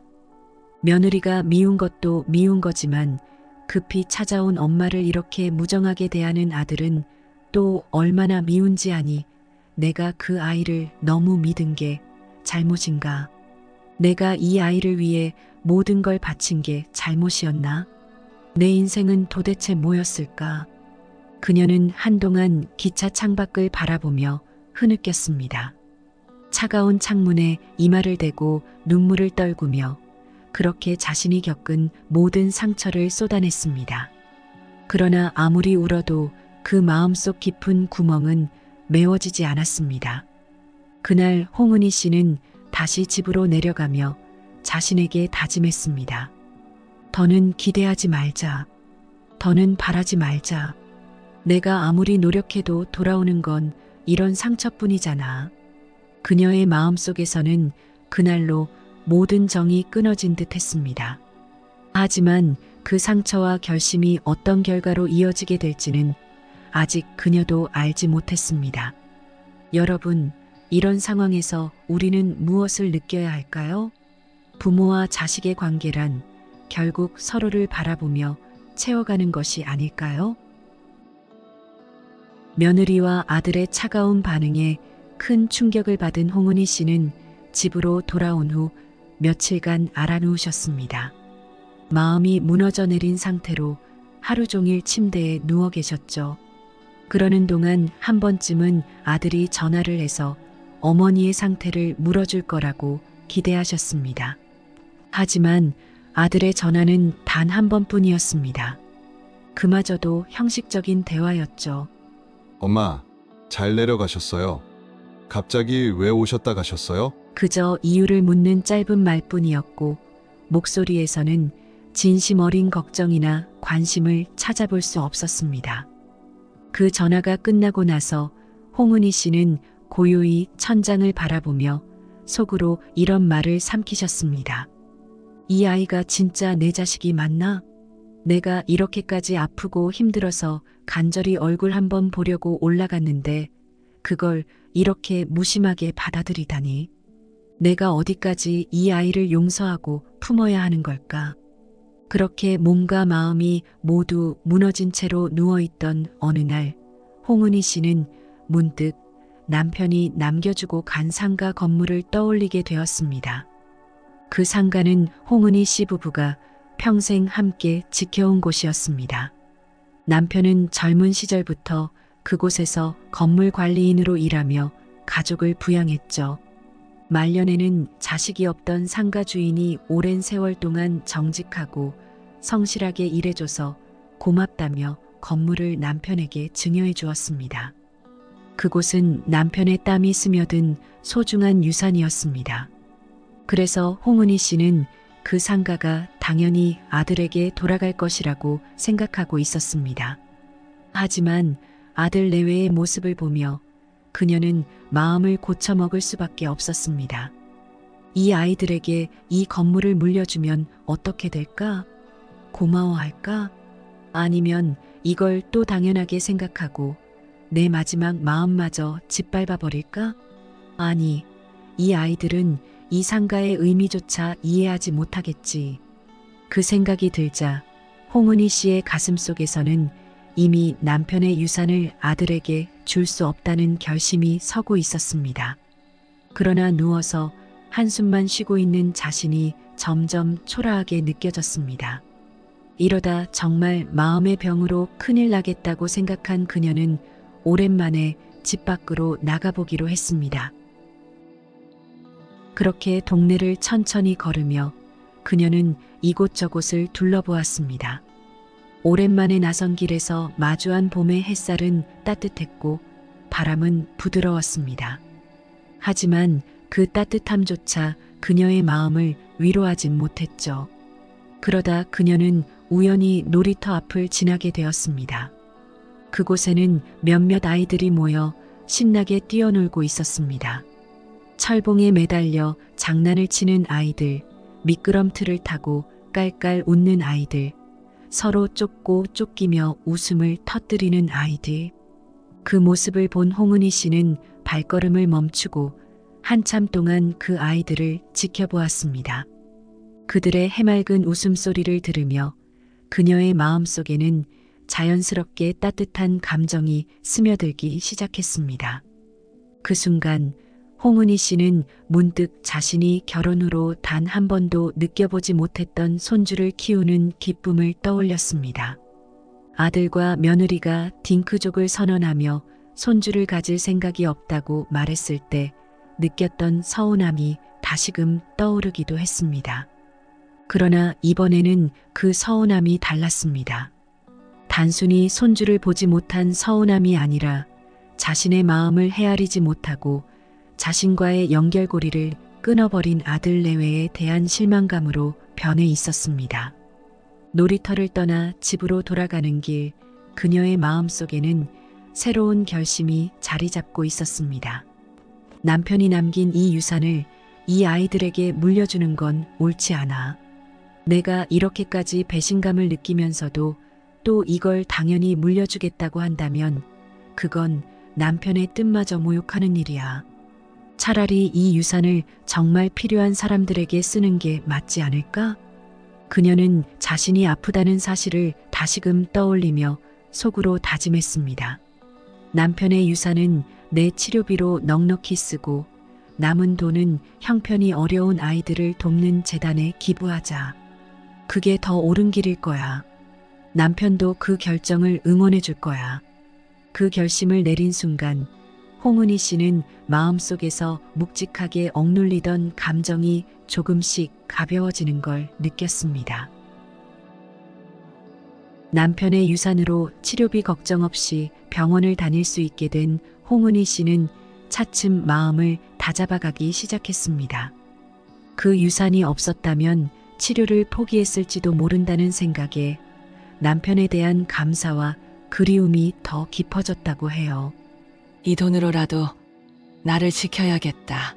남편이 남긴 마지막 선물이니까 나를 위해 쓰는 게 맞지 않겠나 싶더라고요. 그래도 조금은 안심이 됐어요. 앞으로 어떻게 될지는 모르겠지만 적어도 치료를 제대로 받을 수 있으니. 그렇게 시작된 대학병원 생활. 홍은혜 씨는 큰 수술을 앞두고 1인실에 입원하며 간병인의 도움을 받으며 지내고 있었습니다. 병실에서 창밖을 바라보며 자신이 선택한 길이 과연 옳았는지 자주 돌아보았다고 합니다. 그러던 어느 날 병실에 뜻밖의 손님이 찾아왔습니다. 바로 아들과 며느리였습니다. 오랜만에 마주한 두 사람의 얼굴에서 홍은희 씨는 반가움보다는 어색함을 먼저 느꼈다고 해요. 엄마, 많이 아프셨어요? 이렇게 큰 병이면 미리 말씀이라도 하시지. 죄송해요. 저희가 신경을 많이 못 써드려서. 아들의 목소리에는 걱정스러운 기색이 담겨 있었지만 그 눈빛은 어딘가 불편하게 느껴졌습니다. 며느리 역시 처음엔 울컥한 표정으로 어머니의 손을 잡았지만 금세 병실 이곳저곳을 둘러보기 시작했습니다. 그녀의 시선은 병실의 크기와 간병인의 움직임에 오래 머물렀죠. 홍은희 씨는 두 사람이 왜 갑자기 찾아왔는지 금세 눈치챘습니다. 자신이 좋은 병실에서 치료를 받는 모습을 보며 남편의 유산을 눈치챈 것이 분명하다고 생각했죠. 아, 이제야 이 아이들이 나를 찾아온 이유를 알겠구나. 이건 관심도 걱정도 아니야. 이 아이들은 지금 내가 가진 게 무엇인지 궁금한 거지. 참, 이게 내 자식과 며느리라는 사람이구나. 그날 이후 아들과 며느리는 하루가 멀다 하고 병원을 찾았습니다.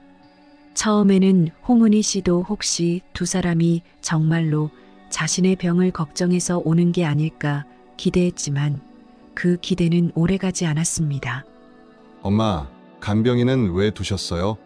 저희가 간병해 드릴게요. 가족이 간병하는 게 더 마음 편하시지 않겠어요? 어머님, 저희가 간병하면서 옆에 있으면 더 좋으실 거예요. 병원비도 아끼고요. 두 사람은 간병인을 자르라는 말을 수차례 반복하며 홍은희 씨 곁에서 간병을 하겠다고 나섰습니다. 하지만 홍은희 씨는 단호히 거절했습니다. 됐다. 간병인이 더 편하다. 너희는 바쁜 일이나 보거라. 아들의 얼굴은 그 말을 듣고 굳어졌고 며느리의 표정에는 불편함이 스쳐 지나갔습니다. 하지만 두 사람은 그날 이후로도 계속 찾아왔습니다. 간병 이야기는 물론 홍은희 씨의 건강 상태와 병원비를 끊임없이 물어보며 그녀의 속을 떠보는 듯한 태도를 보였죠.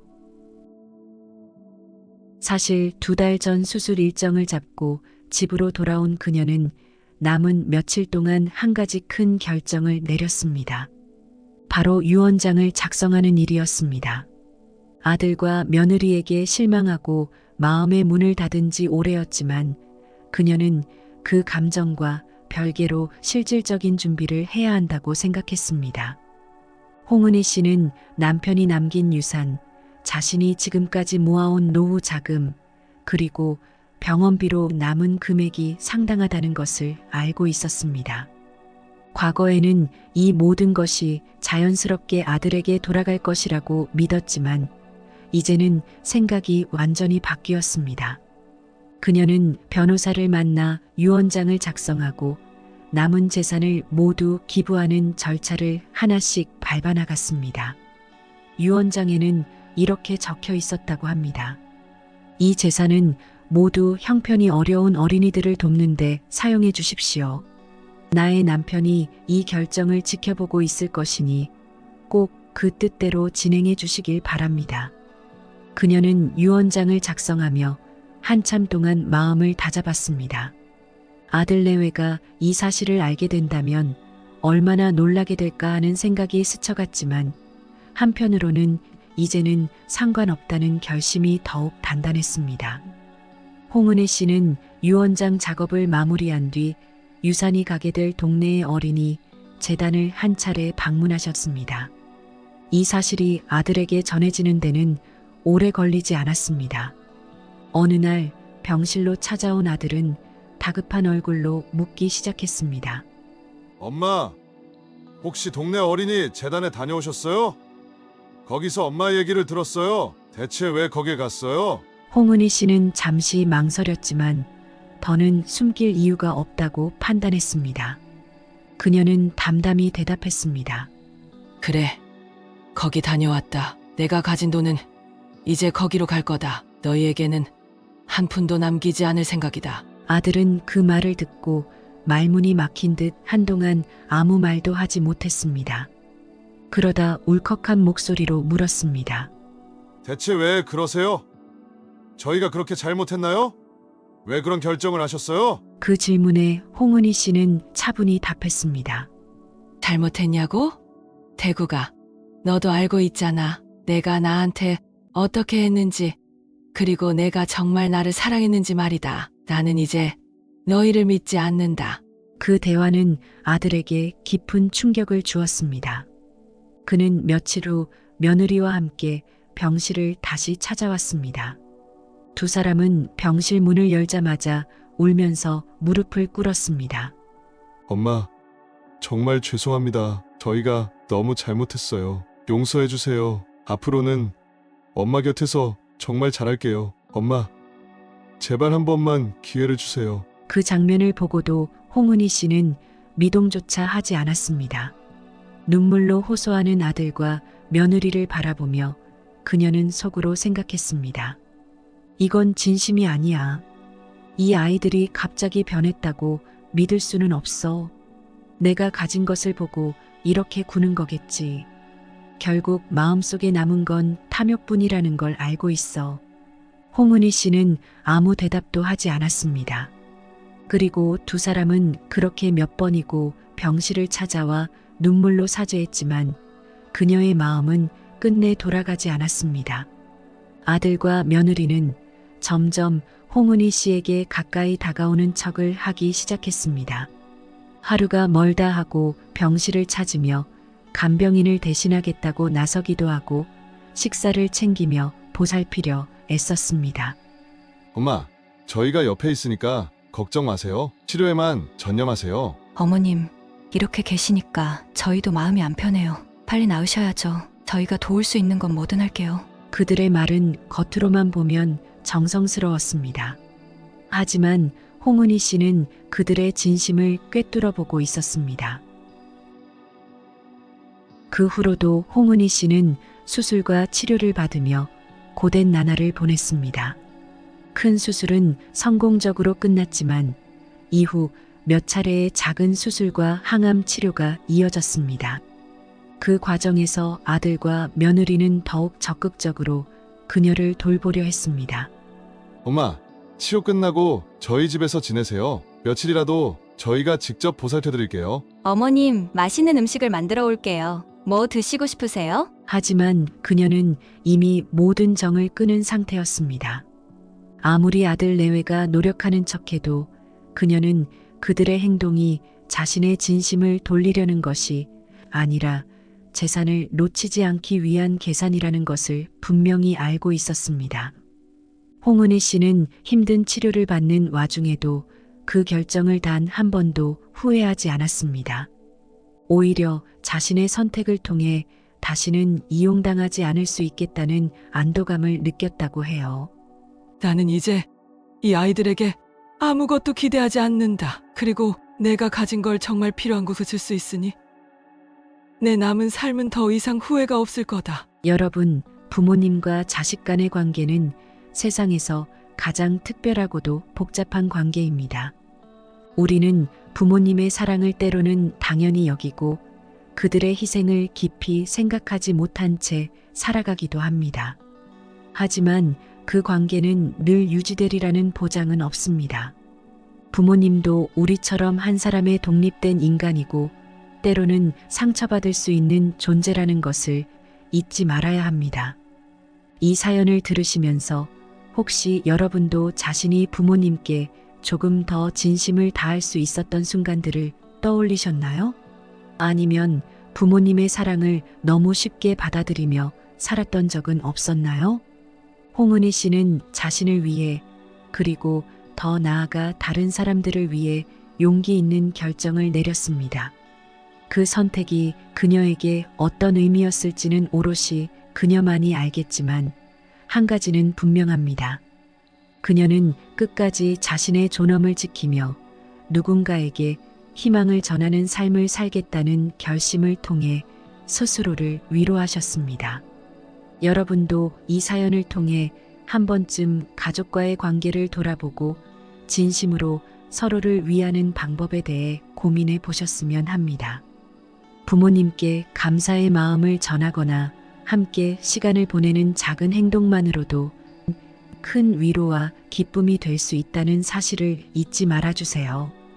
이야기를 끝으로 여러분께 질문을 드리고 싶습니다. 여러분은 홍은희 씨와 같은 상황에서 어떤 결정을 내리셨을까요? 혹은 그녀의 선택에 대해 어떻게 생각하시나요? 댓글로 여러분의 생각을 들려주시면 감사하겠습니다. 오늘의 사연이 여러분의 마음속에 작은 울림이 되었기를 바랍니다. 구독과 좋아요, 그리고 알람 설정을 눌러주시면 다음에도 진솔한 이야기를 들고 찾아뵙겠습니다. 감사합니다.